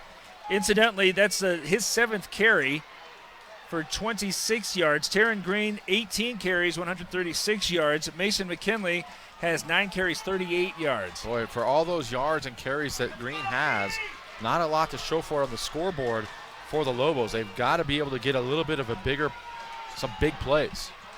Still going with the 4-receiver set, 2 on each side. This is a quick look to the right. Fastball thrown toward McVicker. It was low and outside and incomplete. Well, one of the classic mistakes that high school receivers make is as soon as the ball is in the air, you tend to slow down because you're trying to focus on the ball and you forget, I got to keep running. And I think that's what happened to McVickers there. Cantrell expected him to continue at the same rate he was going, and McVickers slowed down a bit, and that's what caused that incompletion.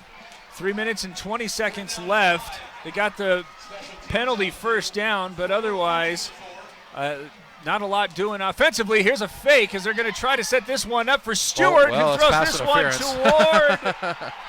They at least got the pass interference. Rivera was there trying to defend, but it looks like he was climbing up. And Stewart, Rice and Is that Stewart. Brimhall? Pass interference, Round Valley. And Rice and Stewart paid the price for that. As Clark just leveled him. Pass interference, Round Valley number 24. That'll be a first down. Yeah. It was an easy call to make. Yeah. Even the Round Valley fans aren't complaining about that one.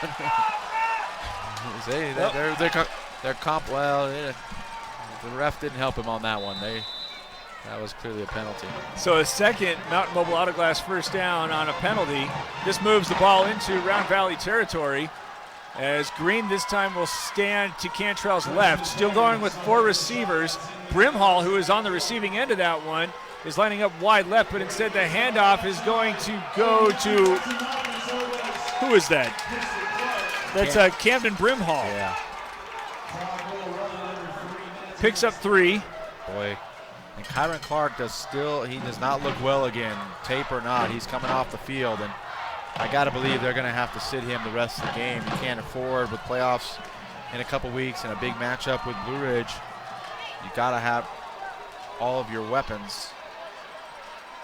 Ortiz and Baum in single coverage, but Wiltbank lurking as a safety. Fake the handoff, now thrown over the middle where it's caught. Stewart spinning around after the grab down at the 15, where he's going to be stopped by Hamblin, but picks up a Mountain Mobile Auto Glass first down, and there's the first completion coming with 2 minutes and 34 seconds from Cantrell for positive yardage. And you know what? I think Cantrell took just a little off of that one. He just made sure he made a good line with it, and he did so. He didn't just try to fire it in there. And pretty good concentration right there by Rice and Stewart. Credit Baum also drawing some of the attention away from the middle. Yeah, he is right now, too. As the handoff goes, Brimhall, but he is corralled and stopped shy of the line of scrimmage for no gain. And Hamlin there for the tackle, but, the problem with Brimhall right there is he's trying to bounce it to the outside. He just doesn't have the same speed as the senior running backs, and he just can't get out there. There's too much speed on the Round Valley side, so that's the second time he's tried to bounce it to the outside and nothing doing out there. Owen Young there first for the stop. Second down and 11 with 1 minute and 50 seconds to go from the Round Valley 18. Trailing 20, pitch it to the near side where it's head. Now moving through tacklers is Green, and he's in the end zone for the score. And Wiltbank, you thought of any guy who had the speed to match Green, it would be Wiltbank, but he took a bad angle and he could not catch the speedy Green as he bounced it to the outside. And boy, did Snowflake need that in a bad, big way. 2 15-yard personal fouls. Yeah. After seemingly ready to force a punt. And the Lobos are a Crockett extra point away from making it a 13-point game. And he's done so. Minute and 41 seconds left in the third quarter. 34-21, Round Valley leading. It's Sholo Ford's presentation of high school football on iTalk 106.7 and iTalk1067.com. Who sells the #1 truck in America? Sholo Ford. That's right. Not only do they sell it, Sholo Ford is the best place to buy it. Why? Guy Hatch guarantees it. In fact, he guarantees you'll get the best deal on your next Ford car, van, or SUV as well. It doesn't matter what you buy. Sholo Ford has the best deal. Sholo Ford on the east end of the Deuce and at sholoford.com.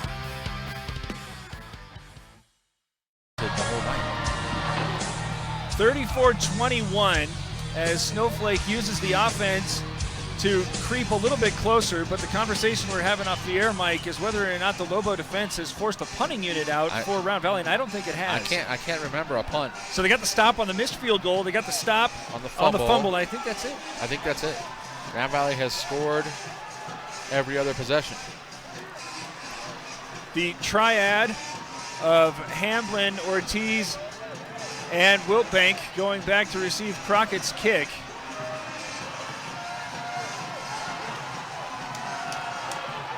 Looks like I don't know if they quite have the hands team out there for Round Valley, but.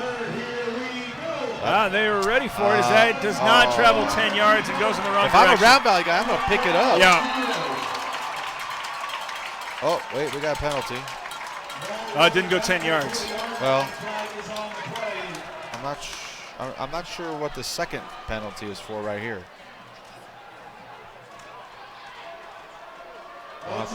Maybe that flag needed to be aired out. Yeah, because the first one didn't happen. Boy, that's a big mistake by Crockett, because I thought it was a good time for the. There's no flag. The ball didn't have to go 10 yards. The ball did have to go 10 yards, but there is no penalty. Okay. So what do we do? So I guess it's down at the 40. It has to go 10 yards before it's a live ball, so it just gets down at the 40, that's all. Wasn't America's team, the Dallas Cowboys, also waiting for waiting for the ball to go 10 yards, and they could have just jumped on it? Isn't that how they? No, that was Atlanta against the Cowboys. Yes. There we go. But it did go 10 yards and nobody jumped on it. They were trying to block. But one of the goofball Falcons was standing over it. He could have just fallen on it. So there's a minute and 4 seconds showing, but they got to get a few more seconds on there. I think they're going to go for like 126. Oh, a few more than a few. Yeah. Boy, that's a big lack of execution right there by Crockett. Short field. Wiltbank on Owen's right. Owen Young, is they're going to start the option. He's going to keep it. Goes to the 35. Triple teamed there by some Lobos as he falls down at the 35. And I'm Coach Bell. I don't want to watch my quarterback taking that kind of punishment. He's already taken some punishment. Irvine's there first. Yeah, along with Rev Brimhall. But boy, and he's running the RPO. I mean, that's what you got to do. But I'm finding somebody to pitch that to if I'm Young. On the near hash, second down and 5, 52 seconds left, leading 34-21 after the mishandled onside kick. Round Valley with a short field. 3 receivers going to the left. As this time the handoff goes Wiltbank running to the left, goes over the line of scrimmage and is met, but still falls forward for a 3-yard gain. There's Ortiz showing a little bit of energy right there as he runs down the line in order to make that tackle. But Round Valley, I think, is content to just run the ball right here, run some clock, and just chew up yards, you know. But I think they're going to let the clock run here in the third quarter. 134 yards on 12 carries for Wiltbank, and to start the fourth quarter, this in all likelihood is a rushing down. His team's already leading 34-21. The 3-1 Round Valley Elk trying to give the Lobos their first loss of the season, and they're 12 minutes away. It's Show Ford's presentation of high school football on iTalk 106.7 and iTalk1067.com. I chose Northland Pioneer College because their prices were affordable. I've learned everything about the hair, skin, and nails. I've gained confidence in what I'm doing, so I'll be successful when I get out in the salon. This is an industry where I'll always have a job, and a job where I can express my creativity and make my own hours.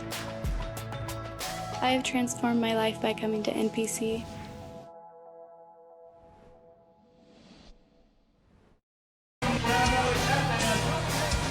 Third down and 2 after getting this ball on the 40 following. I'm going to go out on a limb right here and call the play action pass and the dagger pass to the end zone right here. They've had a lot of success with the triple option look, and he's got Hamblin and Ortiz lined up wide to the right. Wiltbank also in that direction. And I don't think Irving can cover Hamblin. Young in the shotgun. As instead it's just a straight give. Wiltbank running behind 2 blockers. He gets to the 30-yard line, over to the 29, and has a Mountain Mobile Autoglass first down. Oh, I don't know. That's a pretty close spot. I don't know about the spot there. That's a tough spot for Wiltbank. Let's see where the ball is. Yeah, I don't know. I don't think he got a very generous spot right there, but they gave him the first down. Scrimmage was the 40, so all he had to do was get it over the 30. Yeah, that's true. We have a tough angle here. So move the chains. By the way, when it's time to kick off your college education, choose the college with the lowest tuition in Arizona. That's Northland Pioneer College. 34-21 is Young from the shotgun. Again with Wiltbank on his right. Fake the pitch. Now he's going to run with it. Goes over the middle. Gets to the 25. Spun down to the 23. Picks up 7. And occupies clock as it's now moving toward the 11-minute mark by the time this next snap occurs. Some creativity there out of the Round Valley Elk. You don't see that very often where you fake the pitch without the turn. You know, normally you turn away and then you fake the pitch, but I don't know what that was, but it wasn't the prettiest play I've seen Round Valley run today, but 7 yards is 7 yards, and clock runs, as you mentioned. Splitting 3 receivers, 2 on the right side. Clark is back in. Clark's over in the slot as Wiltbank stands on the right. They fake the handoff to him. Young now forced to bounce it outside as he is brought down on the wrong side of the 20. Flags galore. Got number 4 black with the hold. 4. I think that play just took a little too long to develop. Asking your receivers to block for 5 or 10 seconds isn't asking an awful lot. And running sideways, right? Because the defender is going to want to go from one side of your body to the other, and sure enough, those hands are going to get to the outside. And holding number 4 black. Yeah, that's like you said. That's putting your receivers in a tough block. That's why the crackback is usually a little bit better there, and then let your quarterback just fend for himself against the defensive back. In fairness, that's the first blemish on Hamblin's night. 3 catches, 43 yards, 24-yard touchdown. Funaki is off the sideline. As he and Clark, I don't know if they're alternating plays, but it's something close to it. Clock also starting to run as the Lobos need a stop as they got 2 scores separating them from the Elk. Rabbi's got to worry about a game penalty as our back judge is counting. Young has the snap in time, handed off Wiltbank, comes to the left, tries to spin away from one tackler. As there was Camden Brimhall, with a little bit of extra enthusiasm tacked on to the end. Well, he doesn't get to play a lot on defense, so he's in now, and so he's going to take advantage of that opportunity. And boy, you just feel the air kind of coming out of the building a little bit here. Even Round Valley's not. They're just kind of doing what they need to do. They're just being methodical. Not a whole lot of excitement there. Just trying to get this game over with, I think. This time Rivera comes off the sideline. Round Valley, again, as you say, methodically going into the huddle. Nobody's counting yet. As Young just started it. Ready from the gun. Wiltbank standing to his right, and whistles are blowing. And timeout, Round Valley. You heard it. 9:27 left, 34-21. The Elk lead facing 3rd and 10. This is Show Ford's presentation of high school football on iTalk 106.7 and iTalk1067.com. You've been there waiting forever at the gas station for the guy to free up so he can fill up your propane tank. Or worse, when the only qualified propane technician decided to stay home that day. Yep, you've been there and I have too. That's why now I get my propane from Ace Hardware every time. You get Ace Hardware's world-famous customer service when you stop in for propane. That's right, you get in, you get out, and you get a great deal on propane and everything else. From Ace Hardware at their locations in Pine Top and Heber. Ace Hardware is proud to support White Mountain sports.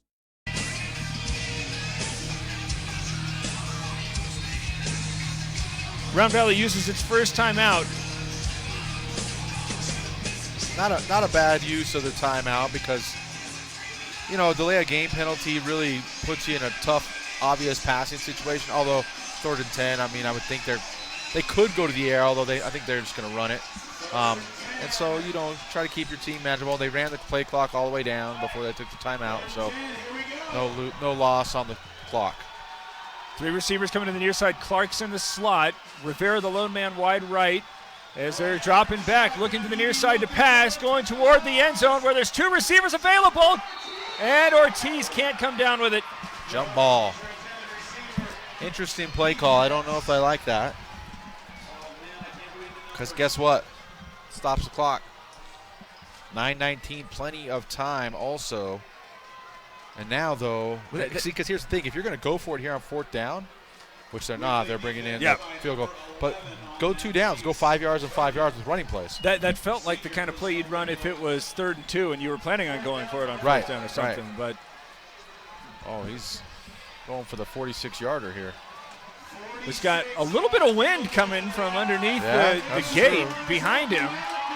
As Garcia on the approach kicks this one. He's got the leg. It's good. 46 yards out. Make it a 37-21 ball game with 9 minutes and 9 seconds left. You got to love kickers. He's knuckleballed 2 extra points, missed from 30 yards, and now nails a 46-yarder. I love it. You got to love it. And perhaps more importantly, it's still a 2-possession ball game, but Snowflake is going to have to convert twice on 2-pointers. Those were important points right there. I mean, that would have been good from 56. Yeah, that was a boomer. He nailed that one. And he got a little coaching at halftime, we noticed. The special teams coach was out there with him, and so now we'll see where the kickoff goes. He's all fired up now, so. Well, Garcia, that was all him. He didn't get a lot of help with the snap. It was high. I mean, Hamlin barely got that sucker down in time. But credit Garcia this time, he didn't let that affect him. He just continued with his motion, continued with his rhythm, and put that one through. So now can Snowflake can't take a ton of time here. 3 minutes, 4 minutes max, and get a score. Stewart and a low kick, again angling toward the sideline, but it's actually going to this time make it into the end zone for the touchback. Oh, yeah. He's sprinting to pick up the tee. He's all fired up. Just a sophomore is Garcia. So now, as I mentioned at halftime, Derek, somebody else is going to have to step up. We saw one pass completion out of Cantrell. He's got to do more of that. Technically, he has 2, but one of them went for no gain. So he's 2 for 6 for 20 yards. And he's going to have to air it out here with 9 minutes and 9 seconds separating his team from their first loss. He's at loss. least got to make some completions to soften up the run game a little bit. Green gets the direct snap, but this time nobody's fooled. He gets 1 yard. That's still an average of 38 yards on that play. There you go. 75-1. But yeah, they gotta soften up that line by going to the air a little bit. They gotta slow down that rush defense. Trying to hurry up, going from the pistol on 2nd and long. Short drop for Cantrell coming to the near sideline where his man had a little bit of space, but it's going to be overshot, incomplete. McKinley was the intended receiver. Yeah, and right there, stride for stride was Jovan Ortiz for Round Valley, and that ball was, Cantrell throws a very nice ball. It's just not the most accurate. They got to throw some things underneath. Think of it as a run game right now, just, again, to keep linebackers honest. Then your running game has some better lanes to run through. But if you're just going to hand it off to Green and everybody knows it, then they're just going to key on that. It's 3rd down and 9, 8:36 to go. As there's another short drop, again looking to the near side, but now pressured, moving the pocket, trying to direct traffic as he's again going toward Baum, and it's overthrown and incomplete, but that time Cantrell was under duress. The first time that Baum broke, though, he was open, but Cantrell didn't see him in time, and then he was covered. So, but those pass selections, I question. Throw something quick, throw something short that Cantrell can get some confidence, get some rhythm. But trying to throw over the top all the time, that's just not going to get it done. 8:28 with the clock stopped in the 4th quarter, and Hamblin walking back toward his own 40-yard line. That reminds me of U of A's offense. Punt is had and angling away from Hamlin. Oh, wow, a great Snowflake bounce all the way back at the 30. 27, just to finish the analogy or comparison, I think that part of the problem is last year Arizona with Khalil Tate, a lot of heaters, and Cantrell, he throws a fastball, and if it comes off the shoulder pad too firmly, that's going the other direction fast. Yeah. Oh, it was a frustrating season for me. My son was a big Khalil Tate fan, and I just could not get on that bandwagon. Well, tell him that Pro Football Focus has Grant Gunnell as the #1 quarterback in the division. I'm all about Grant Gunnell. We'll see if he lets me down also, but we'll hold on to hope while we can.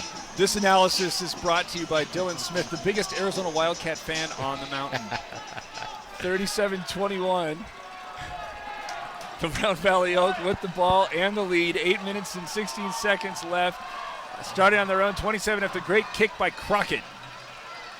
Young fakes the handoff. He's calling his own number. Goes to the right side. Slips a tackle. He's at the 30 and over there 35 before he is brought down aggressively. I think that was McKinley. I think it was McKinley. No, it was Green. It was Green. Green was taking out some frustration there. Yeah, and you know when you're feeling good when you pop up from a hit like that from Green, as Young just pops up like, hey, buddy, nice hit. But we got the lead. Clock also continuing to move. Interesting, he calls his own number, though. I'm letting somebody else take that hit nonetheless. He's got Wilkbank standing on his right again as he gets the call. Starts to the right, comes to the left. He's got the edge over the 40, 45. Got a blocker in front. He's in the Snowflake territory along the near sideline. Finally spun down by Stewart, but continuing forward in the process and is out of bounds all the way down to the 16. I tell you what, Riley Hamblin did a great job right there of not picking up a penalty. As he came down, he blocked the last defender so that Wilbank could turn the corner, but he didn't just crush him in the back. He got his hands in front and just interfered enough to allow Wilbank to turn that corner. So great block by Hamlin to spring Wilbank there. And then it's just the speed of Wilbank after that. 48 yards for the Mountain Mobile Autoglass first down, 187 on 15 carries for Wilbank. I believe Frank Gifford used to say something like, turn out the lights, party's over. He's going this time to the right side. He's trying to run around the blocker, but a great stop in the open field. He tried to do the highlight play hurdle. Josh Solomon there with the stop. Yeah, Wilbank's feeling good after running all those yards. Still got some energy to try to make that leap over the top, but I would imagine we're going to have a steady dose of Wilbank here in these final yards. Well, he's now approaching 200 yards. Of course, these numbers are unofficial. But I got him at 193 yards on 16 carries as he is on Young's left. Clock running towards 6 minutes as he gets the handoff, but this time is brought down in the backfield by Ruiz. Wow. Somebody missed on that one. And Wilbank's going to have words for them, whoever that was. But Ruiz is kind of taking the brunt of that one as he is very slow to get up after that one. I believe this is the first time we've called his name on the offensive side. I think one other time we might have in the first half, but yeah, been very quiet. And usually he's a dominating force on that defensive line. Well, he's huge. He is huge. 290, I believe. Yes. Clock motoring. 37-21. The Elk are leading with now facing a 3rd and 7 on the Snowflake 14. Young fakes the give to Wilbank, starts running from the left, but no, he can't get the edge around again Green. That's a great job by Taryn Green to shed the block of Funaki and keep leverage to the outside so that when Young tried to bounce the outside, he could push off the block and make the tackle. So great textbook outside linebacker play by Green. Young got 2 yards on the carry. He now has 50. 50 yards on the ground, 186 through the air. Well, and if Garcia can connect on this one, a little harder though from the left hash perhaps on such a short kick. And we've seen him pull one already. 29-yarder. Oh, gosh. High snap is again down. Oh, and this one goes right into one of his linemen's back. He should have got a false start penalty. He was jumping at the bit on that one. So the door remains ajar. Yes, slightly. 4:35 left. The Lobos have to score twice and convert 2-pointers twice to tie it up. And they have but 4 minutes and 35 seconds left. Going to start this one on their own 20. And they've been in this circumstance before. The problem is it used about 4 minutes and 35 seconds to go the length of the field just to score once. Going to use the pistol. Bomb going to be crowded at the lines. Lone receiver on the near side. Now Ortiz gives him some space. Fake the handoff. No, they're going to pitch it now. Green trying to find some room, but the Elk aren't giving him much. As they got a lot of players trying to make sure they don't give anything up big, and that provided him with the chance to get 7 yards. Yeah, and I think I'm okay with that for both teams. I think that's a smart play for Round Valley. No home runs right now. You got to keep everything in front of you, but if I'm Snowflake, I'm going to take advantage of that. 4-13 is a lot of time if you can take those underneath plays. Man in motion is McKinley as moving to the near side. Have this one connected to McKinley. He's over the 30 for a Mountain Mobile Auto Glass first down, but just 3 yards on the game. Like, where's that play been all night? You know, you take 5 yards right there on that pass completion, and it softens up the defense. It spreads the defense out, provides running lanes for Green. Clock stopped at 3:57. I don't know if he got out of bounds. It was for the first down. High school rules. But still not moving. Is now they're going over the middle where McKinley's got this one, and he's in the open field. He's at the 30. He's at the 20. He's got one man to beat at the 10. And he's in the end zone for the score. Touchdown, Snowflake. Hold on a minute. Wow. That was quick. And I tell you what, the problem is Rowdy Rivera late getting on the field. You can see on our replay that he's running all the way across the field. McKinley comes inside of him, and Rowdy Rivera can't stop his momentum and come back with him. And credit Cantrell for seeing it and getting it to McKinley where he could run with it. And McKinley finally showing some life offensively here. But we have been a little bit critical of Cantrell's touch, but that time he was delivering. Yeah, he made sure that one was on the money. And now they got to go for 2 right here. So this would make it an 8-point game. Got Baum split wide, and now coming back toward the line of scrimmage. Stewart. Oh boy, they're going the pistol. With Brimhall up front.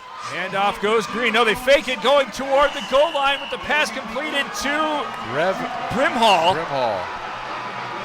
I tell you, that was almost a shot put by Cantrell, but he just did what he had to get the reception. As you can see on our replay, well executed as Brimhall slips his block and does a great job of just making sure he corrals that and falls into the end zone.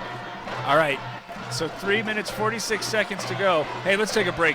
37-29, Round Valley leading, but it's getting tight. Show Low Ford's presentation of high school football on Night Talk 106.7 and NightTalk1067.com. Who sells the #1 truck in America? Show Low Ford. That's right. Not only do they sell it, Show Low Ford is the best place to buy it. Why? Guy Hatch guarantees it. In fact, he guarantees you'll get the best deal on your next Ford car, van, or SUV as well. It doesn't matter what you buy. Show Low Ford has the best deal. Show Low Ford on the east end of the Deuce and at showlowford.com.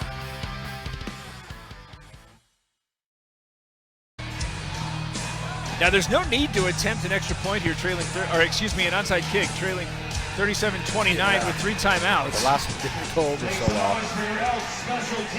We do have a scoring update from the Blue Ridge Winslow game. Blue Ridge is up 35-0 over the Winslow Bulldogs. When does the Yellow Jacket Elk tilt occur? 2 weeks. 2 weeks from now, Blue Ridge plays Show Low next week.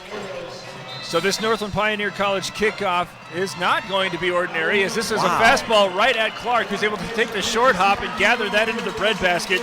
When it comes time to kick off your college education, choose the college with the lowest tuition in Arizona. That's Northland Pioneer College, as I don't understand that. I was going to say, I know this will come as a shock to you, but that boggles my mind.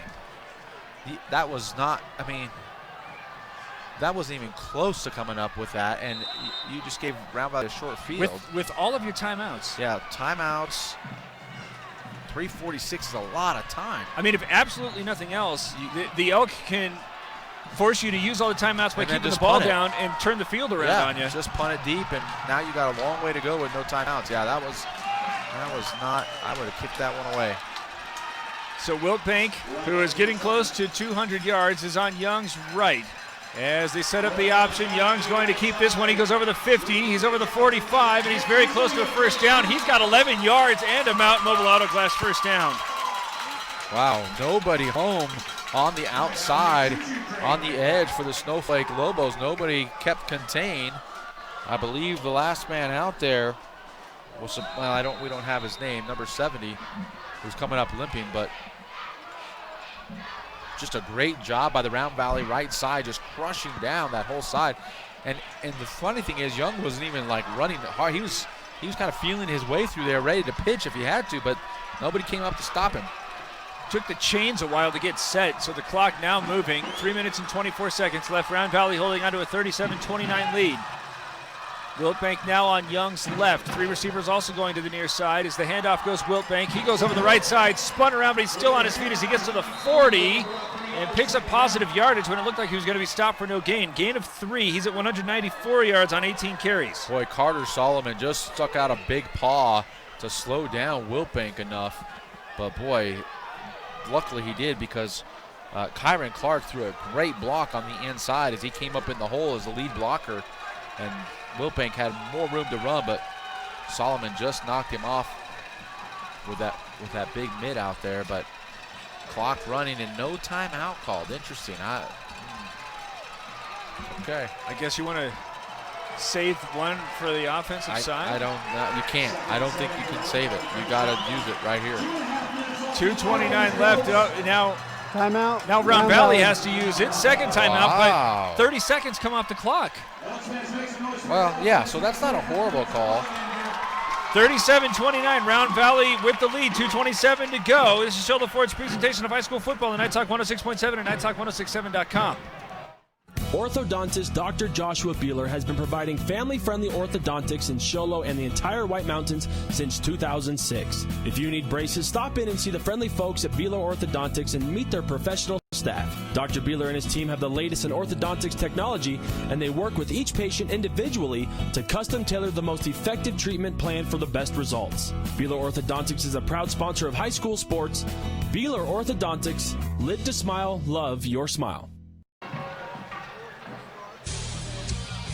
All right, so Round Valley now with but one timeout remaining. I'm surprised that the Lobos are not in a similar circumstance. Yeah, I don't know. Because they have all 3 of their timeouts left. You can't use those in the first half next week.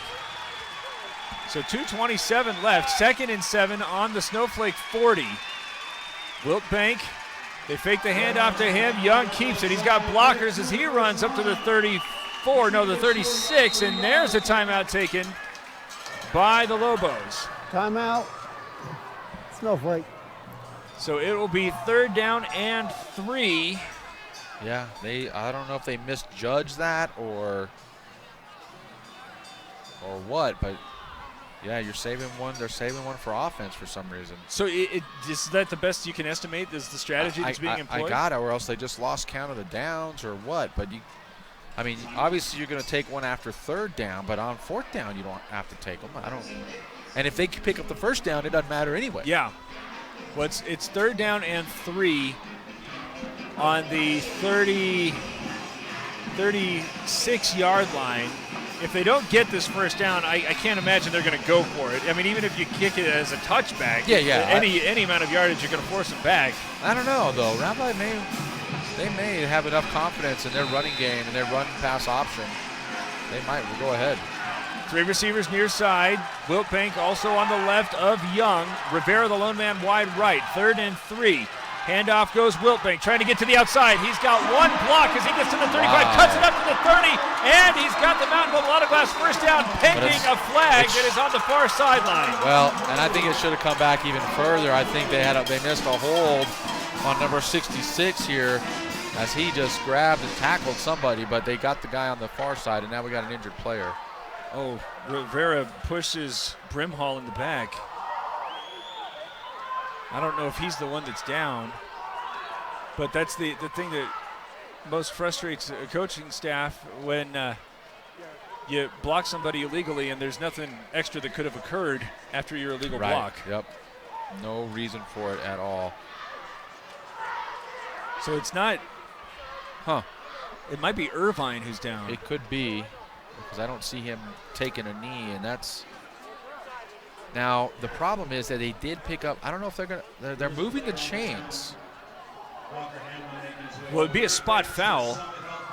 So I guess the question then becomes, does it come after he had picked up the first down and then they move it after that? I don't know. We're going to let them iron this out. 2 minutes, 11 seconds left. 37-29. Round Valley leads. It's Show Ford's presentation of high school football on iTalk 106.7 and iTalk1067.com. This is not when you good. think glass, think If they Deemer's said Glass Valley in to the Lakeside. sideline. Deemer's Glass offers the best selection of quality glass with affordable prices. They do full home window packages, replacement windows, custom shower doors and enclosures, custom mirrors in many shapes, styles, and colors, glass doors and hardware, commercial glass for buildings and offices, skylights, screens, fire-rated glass for your fireplace or stove, window film, and more. Visit Deemer's Glass today on Porter Mountain Road in Lakeside or call 1-888-GLASSMAN.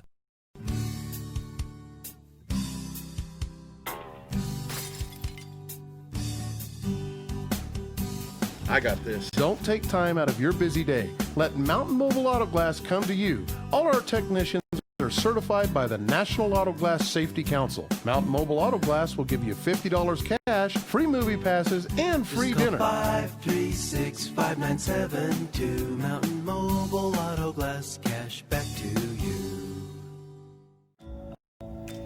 I chose Northland Pioneer College because their prices were affordable.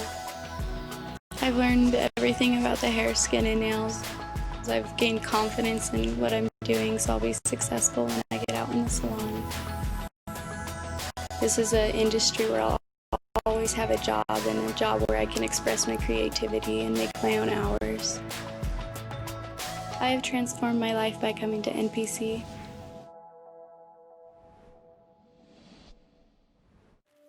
I chose NPC because it offers good quality education.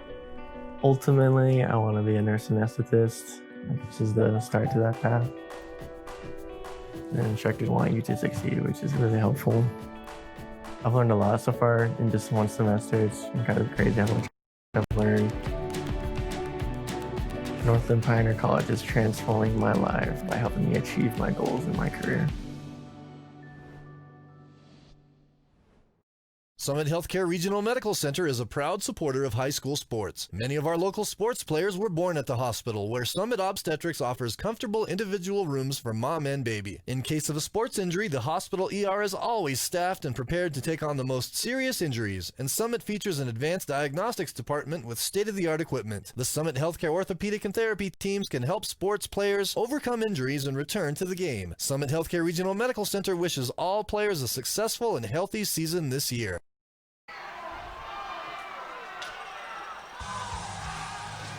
37-29, Chase Irvine was hurt on the play, and Camden Smith was down there observing. He was okay. They were really concerned about his back and neck area. They rolled him over very cautiously, but he's up and he's going right now. He seems to be relatively okay, and I think he's going to be all right. All right, thanks, Camden. That's a relief. That's always tough to come back from, though, when one of your teammates gets hurt like that. I mean, that's tough. And it's probably tough for the guy, whoever was kind of responsible on the Round Valley side for that. I mean, that's got to shake you up a little bit, too. Now, I hate to bring the attention away from his near injury, but there were 2 flags and no conversation from the officials, no movement of the football. Round Valley has a 1st and 10 set up on the Snowflake 27, and we don't know why those flags were thrown. So that forced Snowflake to take its second timeout.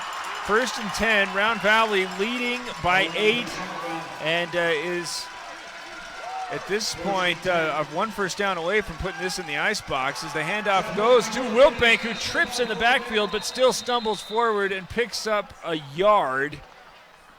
But there's the final timeout taken by the Lobos.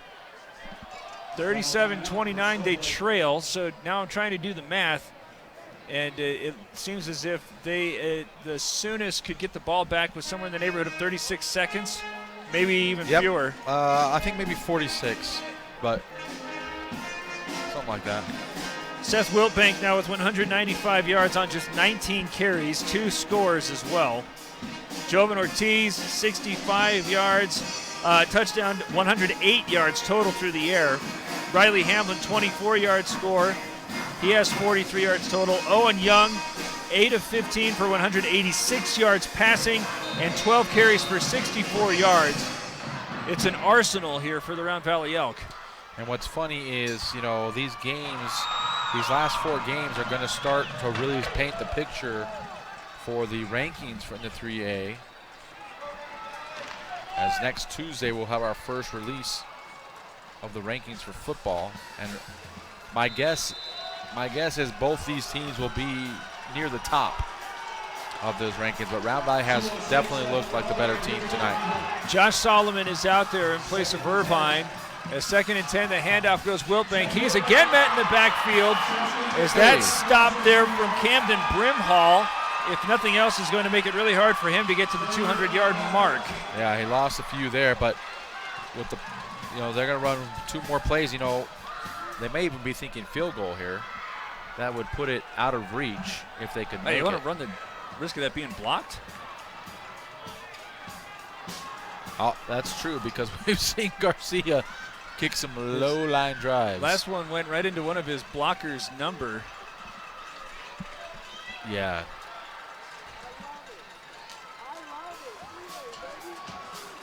We're being told by Camden Smith that Garcia may not be available. 1 minute and 19 seconds left. Timeout. And Round Valley uses its final timeout, facing 3rd and 14. So what the objective here was to use as much clock as possible. I'm guessing they're going to keep it on the ground, probably run something to the outside to use as much clock as possible, take a delay of game, and then just kick it through the end zone. And like you said, there's going to be about 30 seconds left when all's said and done. And let's send it down to Camden Smith. He's got an update for us on Garcia. Well, I just saw Garcia warming up here on the sideline. He is gingerly walking. It looks like a groin injury, and he just attempted a warm-up kick on the sideline and fell to the ground. So I'm not sure that they're going to be able to rely on him in this situation. All right, thanks, Camden. That might make the decision much easier for Coach Bell to maybe just go for it on 4th down. You don't run the risk of having a punt blocked or anything like that, or a field goal blocked. So the last play for Snowflake was a 68-yard passing play that scored. They're right around that neighborhood right now, but I would imagine that there's going to be 4 or 5 defenders deep for Round Valley if that situation arises. 3rd and 13, as they are going to run this one wide. Young steps through a tackle. He's still on his feet, trying to get him out of bounds, but he's tackled inbounds. That was heads-up play, though, by both teams. As Snowflake trying to run him out of bounds, and I think at the last minute, Young finally figured it out. He's like, oh, I need to go down. So the ball is set. Start the clock with 1 minute to go. And I'd imagine that a delay of game is going to be absorbed. As coming off the sideline here for the Elk is Trayvon Merrill. Oh, Trayson, beg your pardon, Mom and Dad. Trayson Merrill. Mom's right here. She's not listening to us. Okay. And the punting unit is not out there. No, they don't. 4th and 10, huh? One of the pooch might be attempted. Now there's the delay of game flag. So 28 seconds left. Fans are frustrated, but I think that's wise. Yeah, I do too. We haven't seen Young attempt any sort of kick, but I don't think that it's outside of his athletic skill set. You go for it. You give Snowflake a long field with 28 seconds and no timeouts. It's not the most risky thing. I don't know about putting this ball in the air, though. Young moving left. Now he's going to pitch it to Wiltbank, who is going to be tackled by 2 Lobos at the 35. 23 seconds left. Well, I got to tell you, I did not foresee this one being a one-possession game at this point. So credit Snowflake for hanging in there. They've been beaten. They really have been beaten in all phases of the game, and yet they have an opportunity here, though a long one. This is like miracle land here But so 3 defenders are at the 35-yard line for Round Valley. You got throw it 15 yards deep and let them try to run it. Well, if nothing else, we know that Cantrell's got an arm if they get some of these yards here. So that was an illegal motion there from McKinley. He's starting to run up the field before the ball snapped. Yep, definitely. But the clock should go back to 23 seconds. Yeah.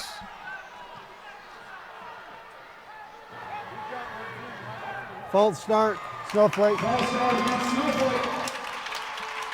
They haven't noticed the clock yet, though. Well, I'm sure Snowflake will let them know. Maybe not. Oh, yeah, they're telling them. Yeah. Our head official, Chuck Copeland, telling them to put 23 seconds back on the clock.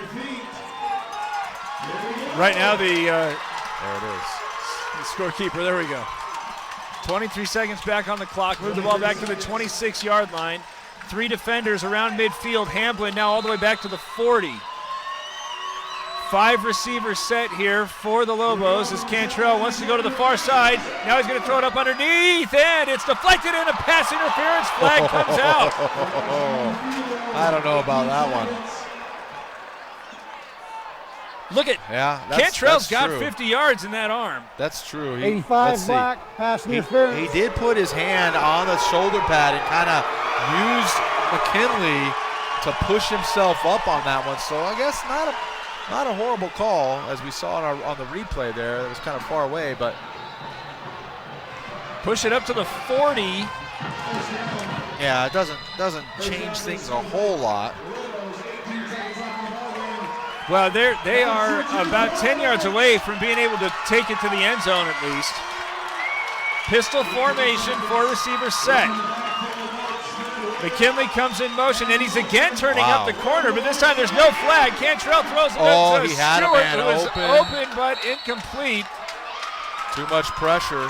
13 seconds left. McKinley just got away with another one.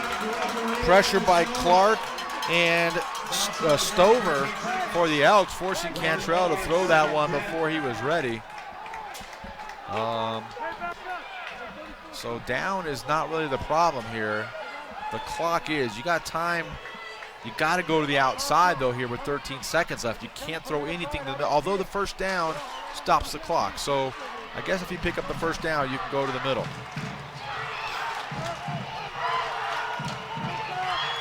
.13 seconds remaining. They have 60 yards that they need to make up to the Lobos. Same formation with Green in the pistol.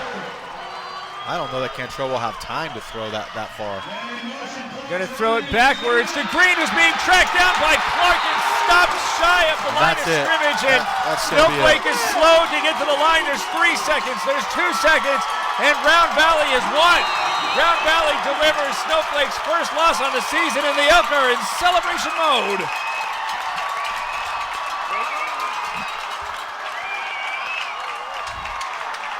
I tell you what, that's a big play by Clark, who's got a bum ankle, but he sniffed that one out the whole way and brought down Green. I like the play call, actually. Let Green try to run. Yeah.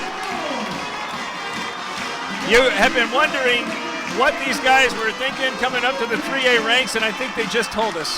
They definitely answered it. They're fired up. In spades. Final score, 37-29. We'll tell you about it after this. It's Sholo Ford's presentation of high school football on iTalk 106.7 and iTalk1067.com.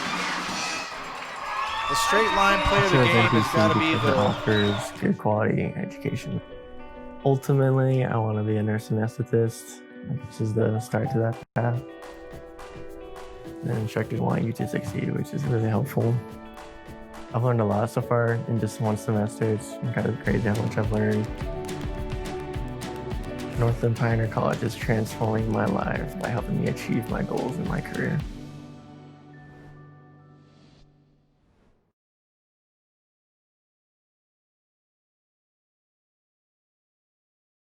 Summit Healthcare Regional Medical Center is a proud supporter of high school sports. Many of our local sports players were born at the hospital, where Summit Obstetrics offers comfortable individual rooms for mom and baby. In case of a sports injury, the hospital ER is always staffed and prepared to take on the most serious injuries, and Summit features an advanced diagnostics department with state-of-the-art equipment. The Summit Healthcare orthopedic and therapy teams can help sports players overcome injuries and return to the game. Summit Healthcare Regional Medical Center wishes all players a successful and healthy season this year. You've been there, waiting forever at the gas station for the guy to free up so we can fill up your propane tank. Or worse, when the only qualified propane technician decided to stay home that day. Yep, you've been there, and I have too. That's why now I get my propane from Ace Hardware every time. You get Ace Hardware's world-famous customer service when you stop in for propane. That's right, you get in, you get out, and you get a great deal on propane and everything else. From Ace Hardware at their locations in Pine Top and Heber. Ace Hardware is proud to support White Mountain sports. Round Valley winners 37-29 as Camden Smith has Seth Wiltbank on the sideline. Okay, Seth, great game tonight.